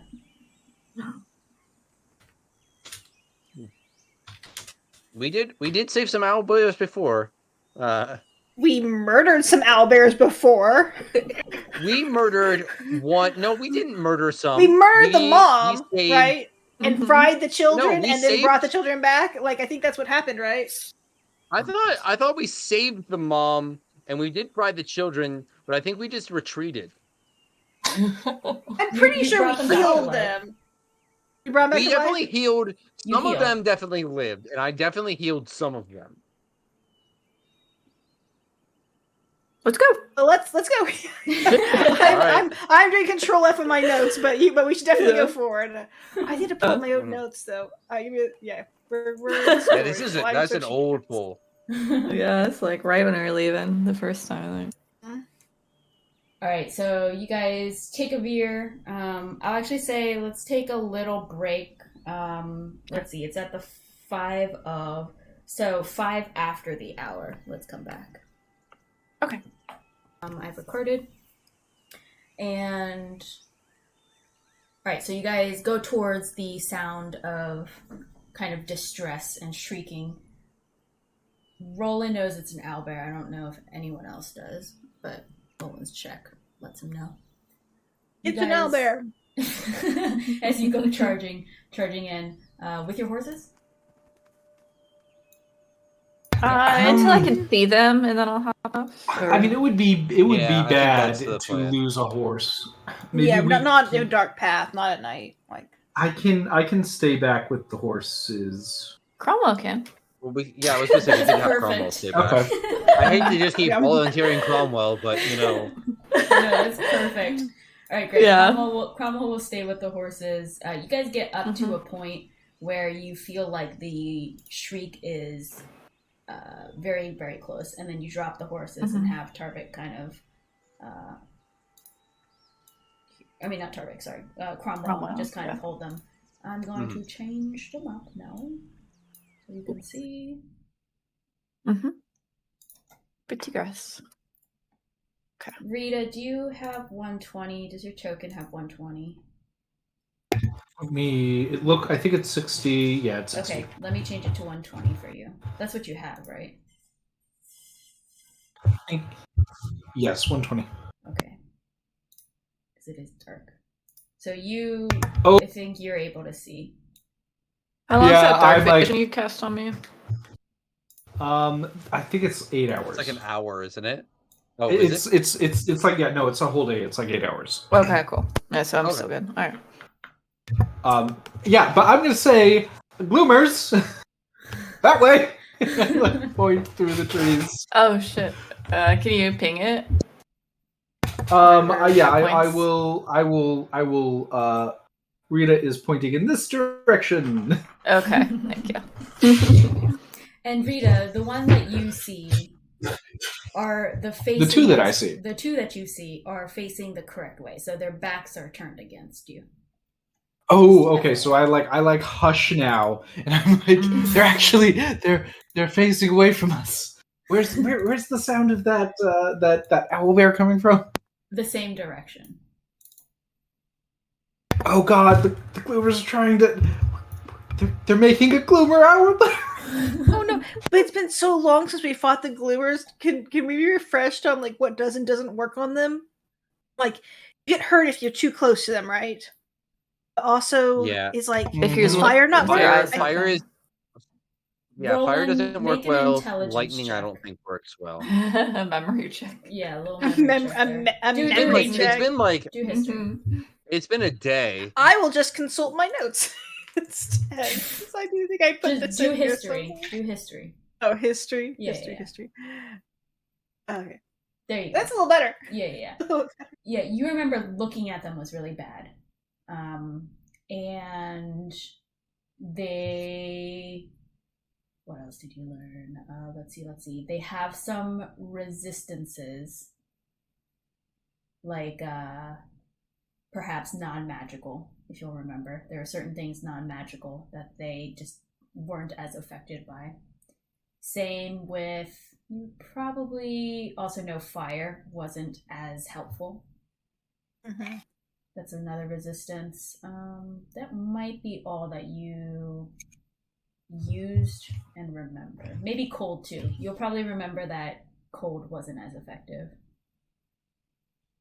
So looking at them directly in their eyes is bad, and they have some resistances. Am I wrong that just being like near them is bad? It was specifically looking at them that was Yes, bad? they have some ability that they can do. Maybe it's the looking in their eyes thing. Oh, they have yes, something yes. that they do next to them. You're correct. Being close to them, they have a thing that they can do. Sorry. So sometimes, if they choose to do it, it might not And they be are great to be around them. Are we in And they initiative are or are undead we... as well. Sorry? Yes, They're undead. Was that Tarvik? Yes. I just said they were undead. Yes. Specifically undead. Yes, very, very much undead. Um, All right, so everyone roll initiative for me, please.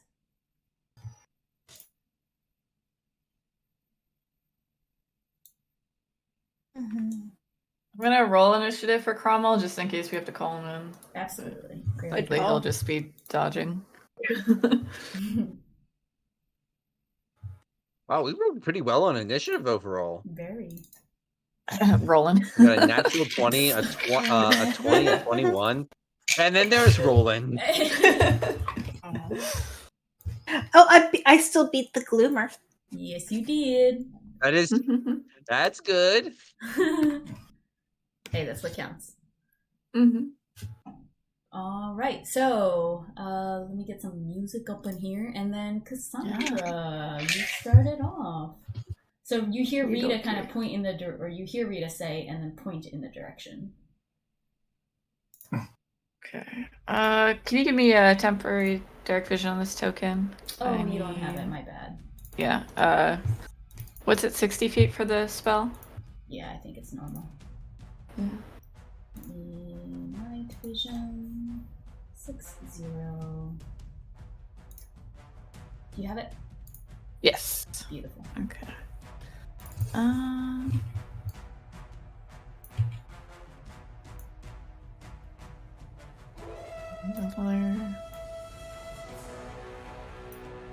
starting to see stuff. All right, and then one more move. No, okay. I will use my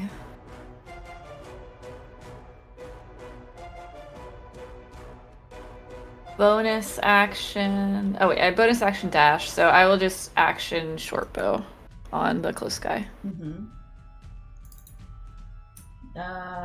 14. So you see it just miss. It's like right next to its head and then it strikes into the ground. Okay. Alright. And that'll end my turn. Tarvik. Right, let's start with movement. 10, 20, 30. I'll do a little Still hand can't see signal, anything. like, follow me. Oh, military hand signals. Yeah. I still can't see anything from here, so I'm gonna dash as well. 20. See something now. I get to there, but that is unfortunately the end of my turn. All right. We are now to Kwamwa, who I believe his instruction was just to make sure the horses don't die. Right? Yeah, so essentially a dodge until further notice. Rita.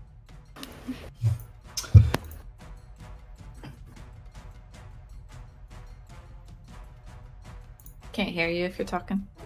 Oh, I am muted. Yeah, I'm going to start moving, so I guess I just move my speed, which brings me to here. And I am... yeah, super far away from everything. But it looks like it's still only those two, is what I say. I mean, now is probably like everyone wants to get in position right now, right? So I am going to use my final bardic inspiration for the day, and I am going to do a mantle of inspiration and give everyone 5 temporary hit points and let them move up to their speed as a reaction. That's good. Thank you. That is good. I always think Mantle of Inspiration is great. Because it yeah, it's dope. Yeah, it lets you adjust. Okay, Very tactical. so I'm gonna move. For whatever reason, I already had 5 temporary hit points. I'm assuming those were supposed to have gone away in the short rest. Oh, there's a lot more. Holy shit. Yeah. Oh, gosh. Yeah. Okay, I've got 15 more moves. Oh, gosh. Okay, so I can get to here now, and I still have an action. And this guy's 45 feet away. Oh, God, what can I do? I think I can Vicious Mockery. Hey, it's something. That's something. Yeah. A hit point. I mean, I can Dissonant Whisper, but that'll send it into the owlbear, kind of. Well, I guess I can target. Who can I target? You're too far away. This is the only one I can target. Yeah, I'm gonna smack this guy with a. Well, then he's far. You're just gonna be far away from you guys, and you can't close the distance if that's what you want to do. Huh. Okay, Vicious Mockery on this Gloomer, and I'm gonna say, you suck. Wait, Perfect. Which one? Which one? The only one that the closest one, the close only one. one in range. For 2 this psychic. one. Okay. Yeah. Hold on, let me wisdom. Oh, that is he just made it with a 16 though. So I think that's 0, right? Fair enough. Yep, 0 damage. Yeah. Fair enough. You can see he's just so focused on the owlbear, who seems to be shrieking in panic.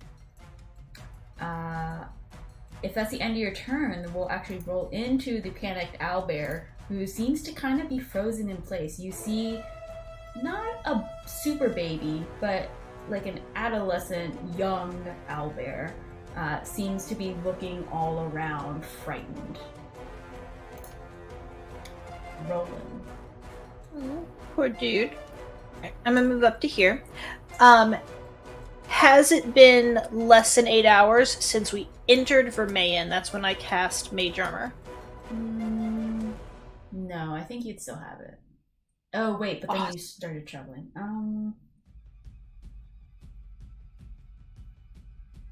No, I'll say you can have it.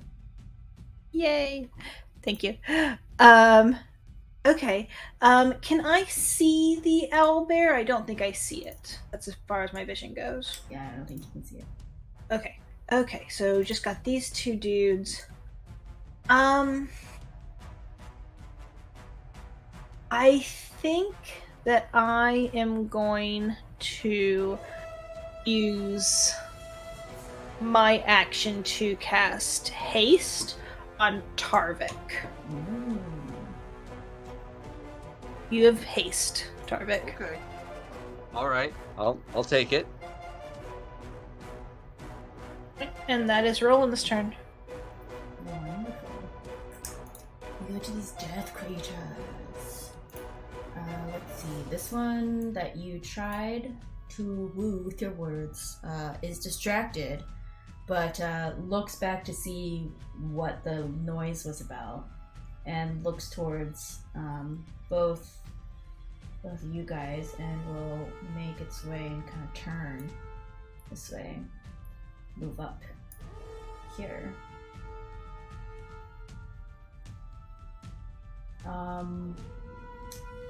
I'm going to say there was no explicit looking away at this point. So, Cassandra, can you make a Constitution saving throw, please? As it approaches you after you tried to hit it with a bow. Yep. So, you are going to take 22 points of necrotic damage as you have failed your con save here. As it approaches you, the dark looming eyes seem to be enveloping you in dread, and it moves forward just to get close to you here, and you're just kind of like sucked into these dead dark pits. This one sees kind of what's happening over here. Actually, let's see. Line of sight. Yeah, he's gonna turn this way towards you guys. He's gonna come up here to Tarvik and see. He's gonna do a fist. 13, I don't think hits you. No, it does not. This one's gonna come up to here, slash at the owlbear, and that I think will miss. Let me check the owlbear. Yep, that misses. You can see the owlbear, frightened, is just kind of moving its head around frantically, moving its body, and one of the fists just slashes forward but kind of swipes the air. This one's gonna come forward as well. He sees you guys, so he's gonna actually divert. And he's gonna double. But he can't do anything. He's just there.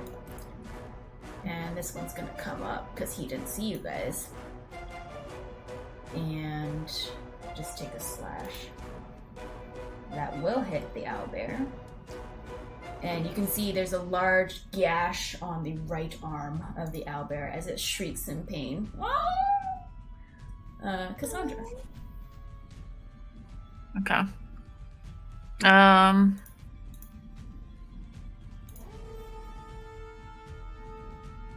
Measure or something.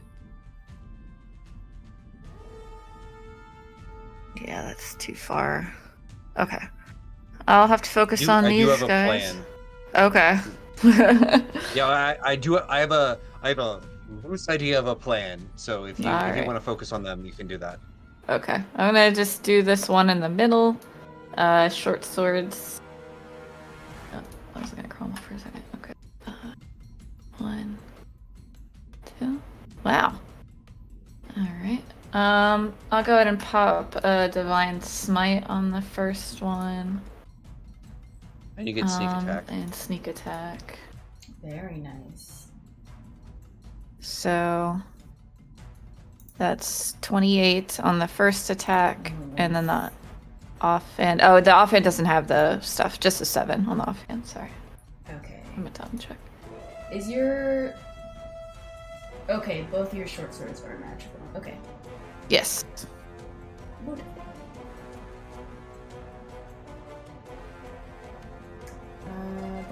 go... Oh, let me do math first. Let me make sure I 35, do that, yeah. Yeah. Okay. Tarvik. Okay. I had a plan, and then I figured I should measure this. Okay, I figured that would be the case, but I wanted to make sure. All right. I'm going to do something probably dumb, but I'm going to do it anyway. We love dumb. I'm going to move to here, meaning that the one in the middle can make an opportunity attack on me. If they would hold on. like. Sorry, to end Cassandra. Cassandra, can you... Oh, there's no save? Okay, you just take 5 points of necrotic damage as you feel the darkness leech off of these creatures. Tarvik, what was the save that I need to make? Oh, no, you said opportunity save, attack. you just had... Yes. Can we say I looked away? Yes. Thank you. Yes. I closed my eyes. Yes. They will take an opportunity attack. They'll try, at least. Mm-hmm. Ooh, that's a natural 20. So... Ooh, nice. 25 points total. I don't know if you need them split up. One is bludgeoning. I do not. Okay. All right. Yeah, I do. And then... I don't have any resistances. And then, sorry, when one they more thing do for that, Cassandra. Add 5 more points of necrotic damage to you, Cassandra. The second one will... Oh, okay. Yeah. Sorry, Tarvik, go ahead. Okay. And then I technically have a reaction on my turn, right? Mm-hmm. Yeah. So, like, when I have a reaction when I get hit. So, can I Wrath of the Storm on top? Oh, yeah. Go for it. Yeah. I don't know if they take lightning damage or not. Regardless, they would take, they'll take some lightning damage and get pushed back 10 feet. Okay. But I don't know. If they are only resistant, I'll have them make a dexterity saving throw. Otherwise, I'll just say that they're just basically just pushed back 10 feet. That's so it. only if they take lightning damage will they be pushed back? I will post the exact wording. Sure. So this is the wording for Wrath of the Storm, but Thunderous Strike is what's doing the pushback.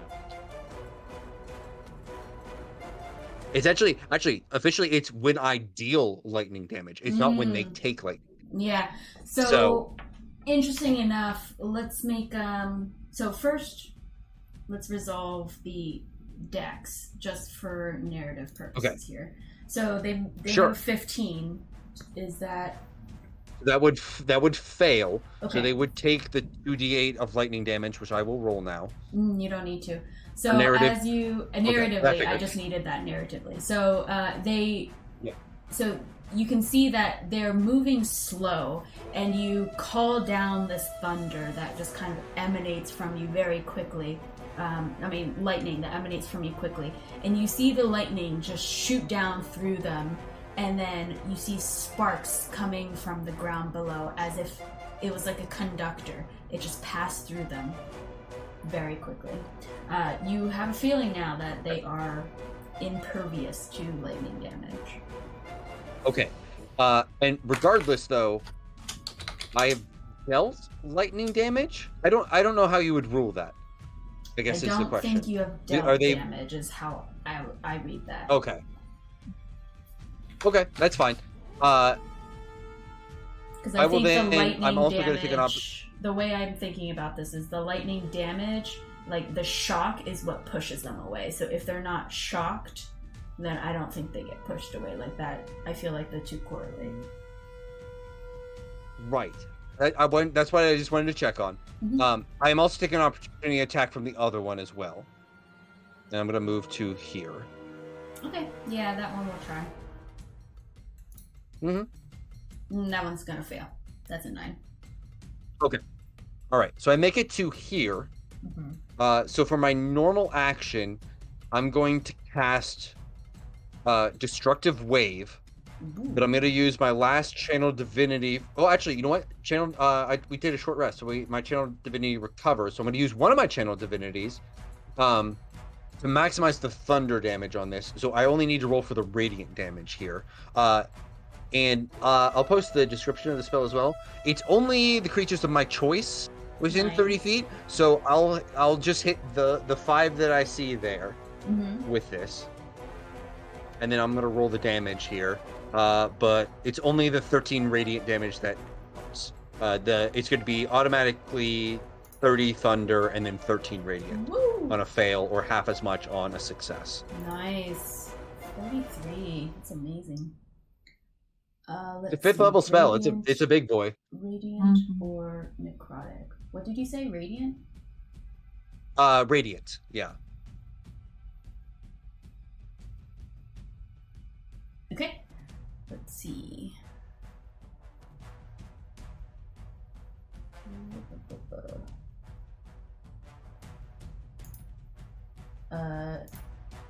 Let's see. 17, 11, 21, 18, 16. So one fails and is knocked prone. I think the others all succeed. Which one do you want? So they'll still take half. Narratively, let's say it's the one right in front of Cassandra. Okay. This one with the prone. Yeah. A little... Yeah, we'll just do a little net. It's hard to see, so remind me if I forget that it's prone. Okay. Okay.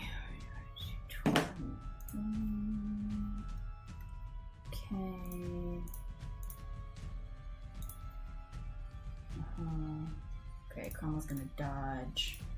Rita. Oh, hang on. That was not my. Hang on. That was sorry. The end of my turn. I'm sorry. I still have a. So I cast that there. I know. Yes. I'm sorry. It's a long turn. Haste adds. I'm gonna use some of the rest of my movement to get to here, flank on this one. Yes. And I'm going to use my second haste or my haste action to attack with my axe. Go for it. So, nope, only a 10. So I miss wildly with that. Yeah.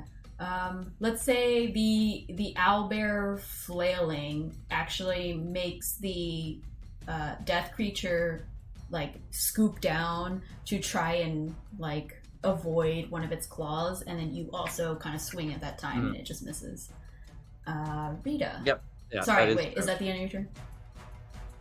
That is the end of my turn. Amazing. Sorry about that. No. Don't apologize for having awesome actions. Rita.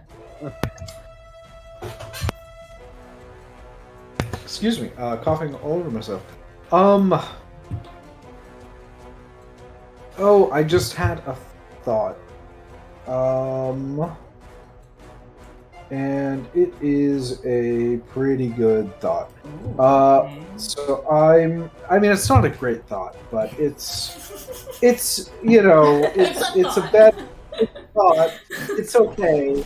You'll get the job done. So I'm going to move down here. Just as a FYI, so you're all aware, this one in front of Cassandra looks absolutely terrible. It is like, it's on the ground, but it looks so close to death's door, which is funny because they all look like they're close to death's door. But that one in particular doesn't look great. Okay. So I'm going to move here, and then I am going to bonus action Expeditious Retreat. This is just I came down here just to make better use of the map and not be stuck up in the corner. So I'm going to cast Expeditious Retreat, and then let me pull that down, and then I'm going to get to move again with my bonus action when I cast that over to here, and I'm gonna do a cone of face melting. And just get this nice line here, and I can just turn it away from Cassandra. Do you want me to draw the cone? I think I can do that. I think I see where you're going with the cone. So, It's like this way. Yeah. Exactly. Yeah. Okay. Yeah, and so I will. Would they need to make saving throws? I think it's wisdom saving throws. 8, Okay. 20, and 17. So only the 8 fails. Mm-hmm. And is it for half damage, I think? You're gonna have to read it. So I'm gonna do the thing. I'm just gonna put it up, and then I might have it in half there. damage. Cool. Which one do you want to have failed? I mean, is it the one that's like messed up, so that we make sure that we kill him, or the other ones? For 11 psychic damage. Yeah, no, 11. We'll make sure it's the one that was down that failed. Okay. And So the 5. others, let's see.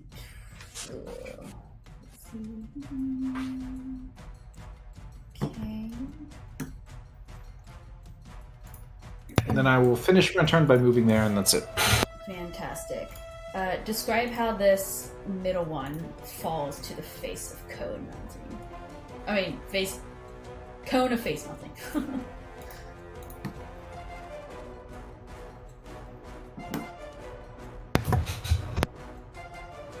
Might be muted. Yeah. Oh yeah, okay. No, I was just laughing about face of cone melting.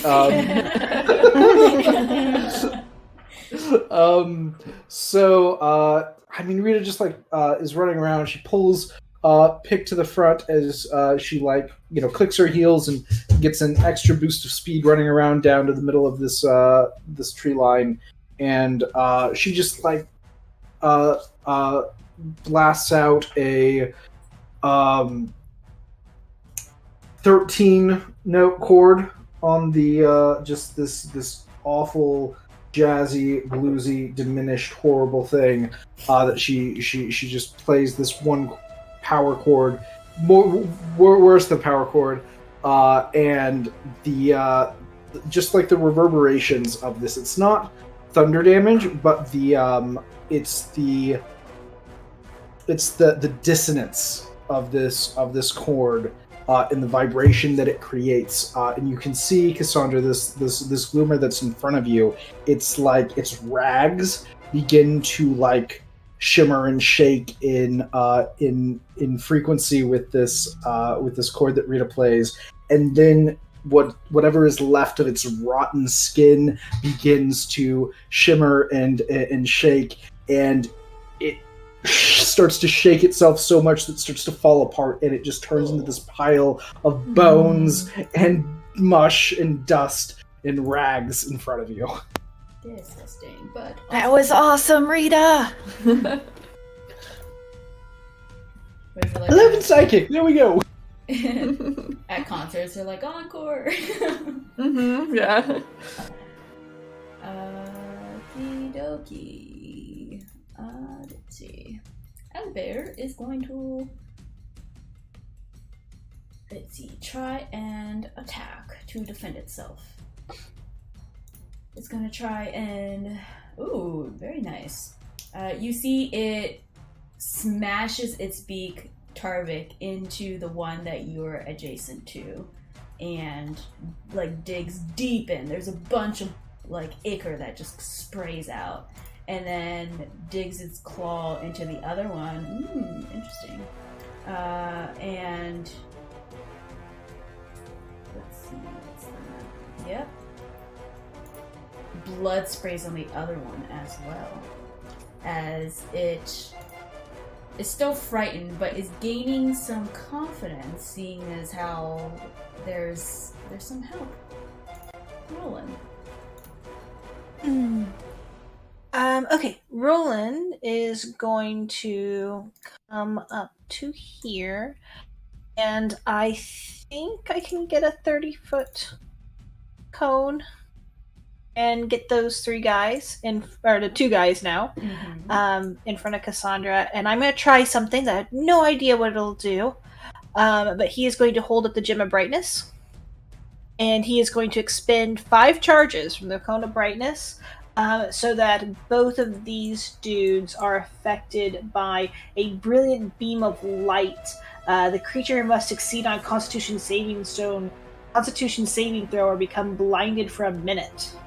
Ooh, trying to blind And me. also they are also bathed in bright light if that does anything to these monsters of darkness. Lovely. What kind of saving throw?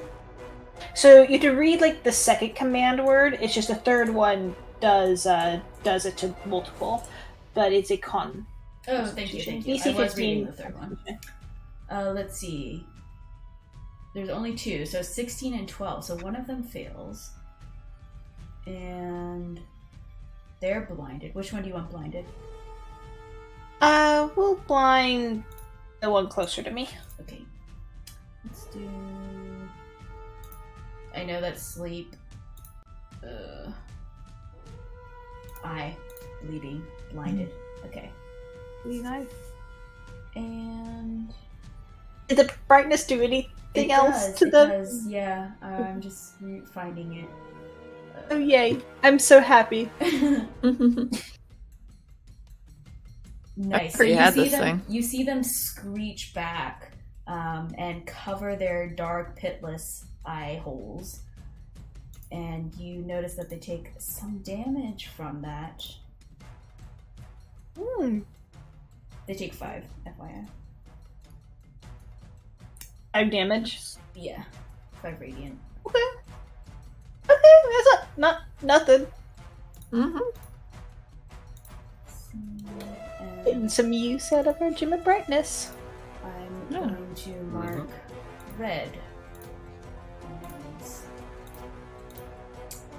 So... Right, that ends your turn? I'm gonna move maybe just a little more forward, but yeah, that ends my turn. That ends my turn.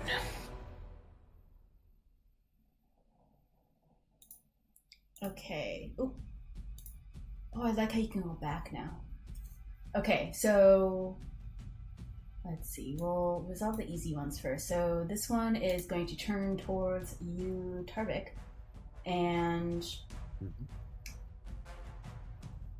can you make a Constitution saving throw, please? As I will say, there is no, I don't remember any explicit mention of you turning away or closing your eyes. I don't think Tarvik would have. Nope. Wouldn't look away. So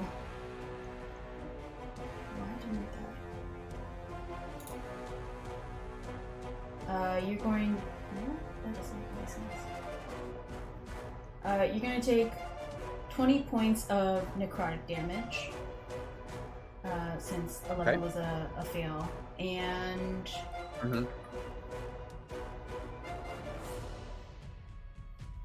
This one is going to try and attack owlbear.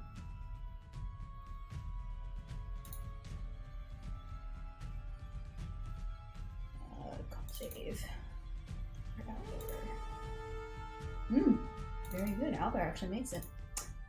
Then this one is going to have...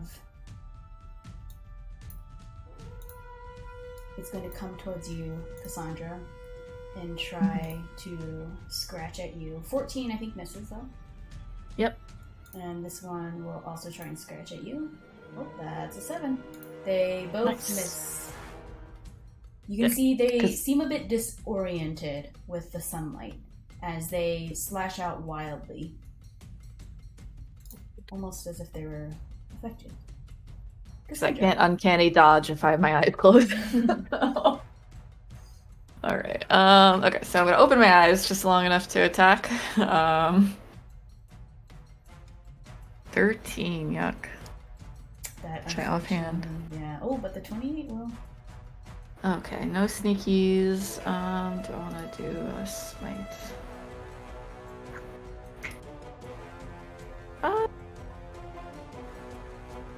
Yeah, I'll do a smite.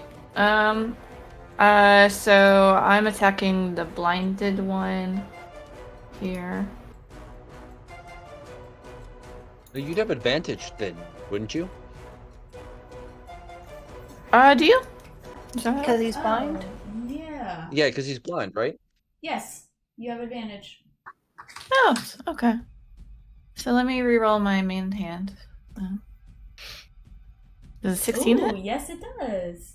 Oh, okay. There you go. All right, so I'll smite on that one then. All right, so.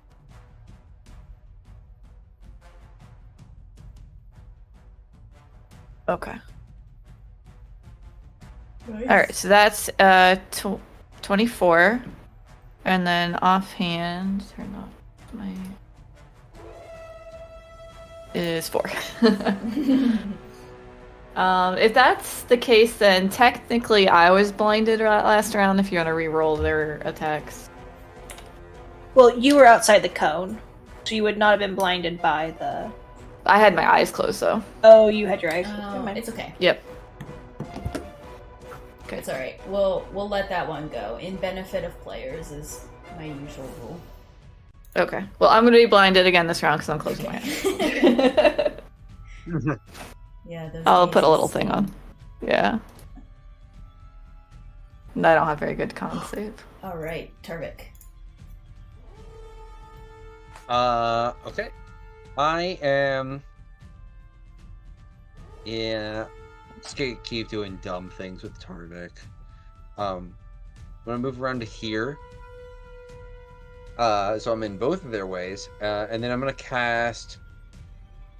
It won't affect anything now, but I'll cast Spirit Guardians at 4th level on myself.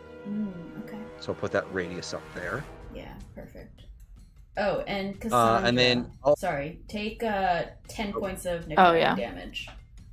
Yep. Continue, Tarvik. Karma. Did I need to take any for ending my turn near one as well? Oh, last turn. Yes. That would have been 5. That would have yes. Wait, 2. I was. Well, I I guess was it near depends on the 1, range and of it. Then I moved. 10.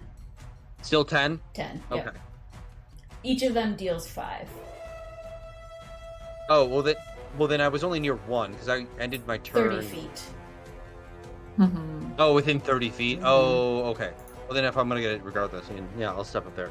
Okay. And I think I ended my turn 10. within 30 feet of the blind one. Do I need to take it too? Oh, really? Oh my gosh, I'm terrible at this. Sorry, guys. Yeah, please. Rita would also. That is right from correct. the bottom Oh, one. I really? guess. Yeah, Oh I my think God. I take one. Yeah. Yeah. Please. Oh wait, Yeah, I have that's inspiration for my. everyone for dealing damage to yourself because I forgot. Thank you. Yeah, I Everyone think I got. have 5 temporary hit points at the start of this, so. There you go. It cancels out. But Okay. you all get Yeah. DM inspo. Great. Then second action, I'm gonna take a swing at the top one there again. See if we can actually hit him. 17? Oh, yes. Okay, that is unmagical slashing damage. But the thunder damage, I would imagine, is magical. I guess. But Yeah. that's up to you. Thunder's not part of it. There's Yeah. certain things that are not magical. Thunder's not part of it. Okay. And then bonus action, I'm going to just drink a healing potion. Okay. You did say the top run, right? Yes, the top one. Okay, Correct. great. Thank you. I think I have healing potions on this character. I just have to find them. But either way, that is the end of my turn. Okay. Which means I take 10 damage. Yes, if you end your turn. Yes, thank you. Yes. Cornwall's still holding position. Rita. Okay, I am going to run around this tree to here, and I am going to target this bad boy with Dissonant Whispers, and he is going to be dead, and Tarvik is not going to be dead. Uh-huh. Uh-huh. It's a yeah. save, right? Yeah, it's a wisdom save, yes. Yeah, that's an absolute fail with a natural one. Okay, so 7 psychic, and it needs to move its up to its speed away from me. And I don't remember if we, in this group, do opportunity attacks on this. This one, yes, because it's doing its own reaction. But if it was like an external force, say like a tree moving it, then it wouldn't. But this one, it has to take its own reaction to do that. So yes, Tarvik, if you want opportunity, you can take it. Yeah, I will. I'll take one, just in case. I like how the example was 25. a tree moving it, because trees notoriously known trees for definitely. moving. Yeah. I was thinking like a tree flying in a storm, but I definitely didn't elucidate that entire sentence in my head. I definitely. I think it's really just funny, cut it though. off. That's really funny though. It won't deal the thunder damage on this one. It's only once a turn, so Okay. that is. All right. So it's just the non-magical slashing. Yes. And then I go ahead and make sure that I'm not within 30 feet of them. All right. Then we go to the owlbear. You can see The owlbear take an opportunity attack. Oh, yes, thank you. We'll try. Just, you know. Oh, He's just a little that's guy. a natural 20 on the owlbear. Oh. Way to go, buddy.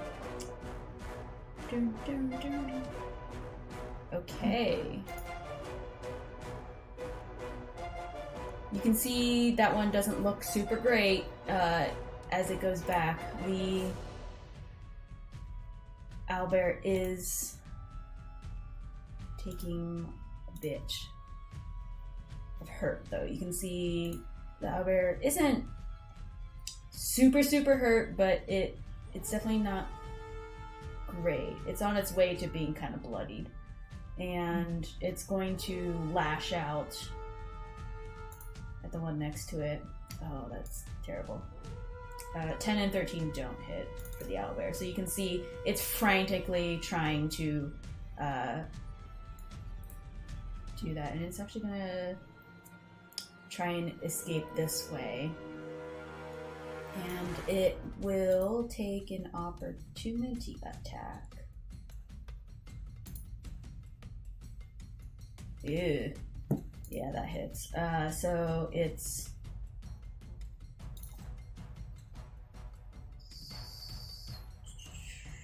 Okay, now the owlbear looks a little bloodied. You can see it's kind of just has claw marks all against its arms and its back. And that's the owlbear's turn. Roland. Roland, going to slightly avoid the owlbear, is going to move to here. Really grouped up again. But he's going to use a gem of brightness, just the second command word, and is going to target the one next to Tarvik. Mm-hmm. Con save again. Mm-hmm. Ooh, that's a 9. That's a fail. Where are you? Very nice. You can see again, just like the other one, it kind of puts its arms up as if it's writhing in pain and trying to get away from it. Now we go to... And then, well, I'm going to move. I don't think I can get 30 feet away from all of them, so I'm going to move yeah, they're kind of towards clustered in this here. one. And then, do I take damage for any of my turn being too close to it, or is that not Yes. a thing every time? 5. 5. Of Okay. necrotic. Yep, 5 necrotic. Cool. Fun! Cool. So Yeah, that we'll is my do- turn. Perfect. We'll do this top one. Comes Alright. back in. Well, can at the Oh, start of your turn, yes. I guess both. If they come back in, I guess it would be both of them, but at least the one in front of me needs to make me. Oh, does it not have the saving throw on there? I don't know. It is It's wisdom, right? Yes, wisdom. Yeah, it's a wisdom saving throw. Nice. Oh, they both Is- fail. That's 10 and 14. Does a red dot Ye- mean something to do with the gem? No. Yes, Never yes it mind. does. Yes it does. Oh, thank you. Yeah. 'Cause I So would pick up it's that one just too. so each takes 11. I don't know if this affects it either, but its movement is halved in this area as well. I guess it would be halved on the way out, so it probably wouldn't change anything. But So yeah. Oh yeah, you're right. You're right. If it was halved on the way out, then he should be able to get Yeah. back to you. mm-hmm. So it doesn't really matter either way. But both come back to me, I'm guessing. Yes, well, the one that left comes back to you. This one just stays. They take their damage, and you can see this one, again, is not looking great. And they're going to...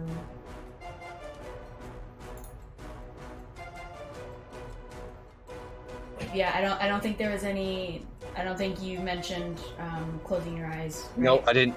Definitely didn't. Yeah, yes. nope. Tarvik doesn't look away. Yeah, so this one is going to 19 necrotic damage as this one moves forward in front of your face. Oh, do I get a saving throw at all, or is it just 19? Oh, actually, yes. Sorry, con save. My God. Okay. Yeah, con.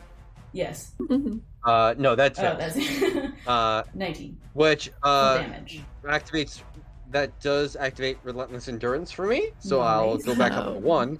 Yeah. Yeah, so there's that. You have the parry act. It's then okay. Yeah. I do, and I'm gonna make one more to see if Spirit Guardian stays up too. Yes. Maybe. Okay, and it stays up. Very good. I'm still concentrating on that. This one is going to come at you with a fist as it moves forward. Does a 14 hit? I don't think so. No, 14 misses. It like swipes at you as soon as you go down, and then your Relentless Endurance pulls you back up, and it looks frustrated. This one is going to try and attack Cassandra, but It has advantage. Yeah. You got advantage. oh, it actually has disadvantage, so this is just normal. A straight roll. Yeah. So does 16 hit? Yes. This one is going to give you 1 bludgeoning and 8 necrotic for a total of 9. And then this one will do the same as it slashes towards you. I don't think a 9's gonna hit, so it just kind of reaches out, stumbling, and you feel the whiff of air next to you. Okay. And at the top of the round, I think I'm going to call it for tonight's session, and we'll just have to pick up next time.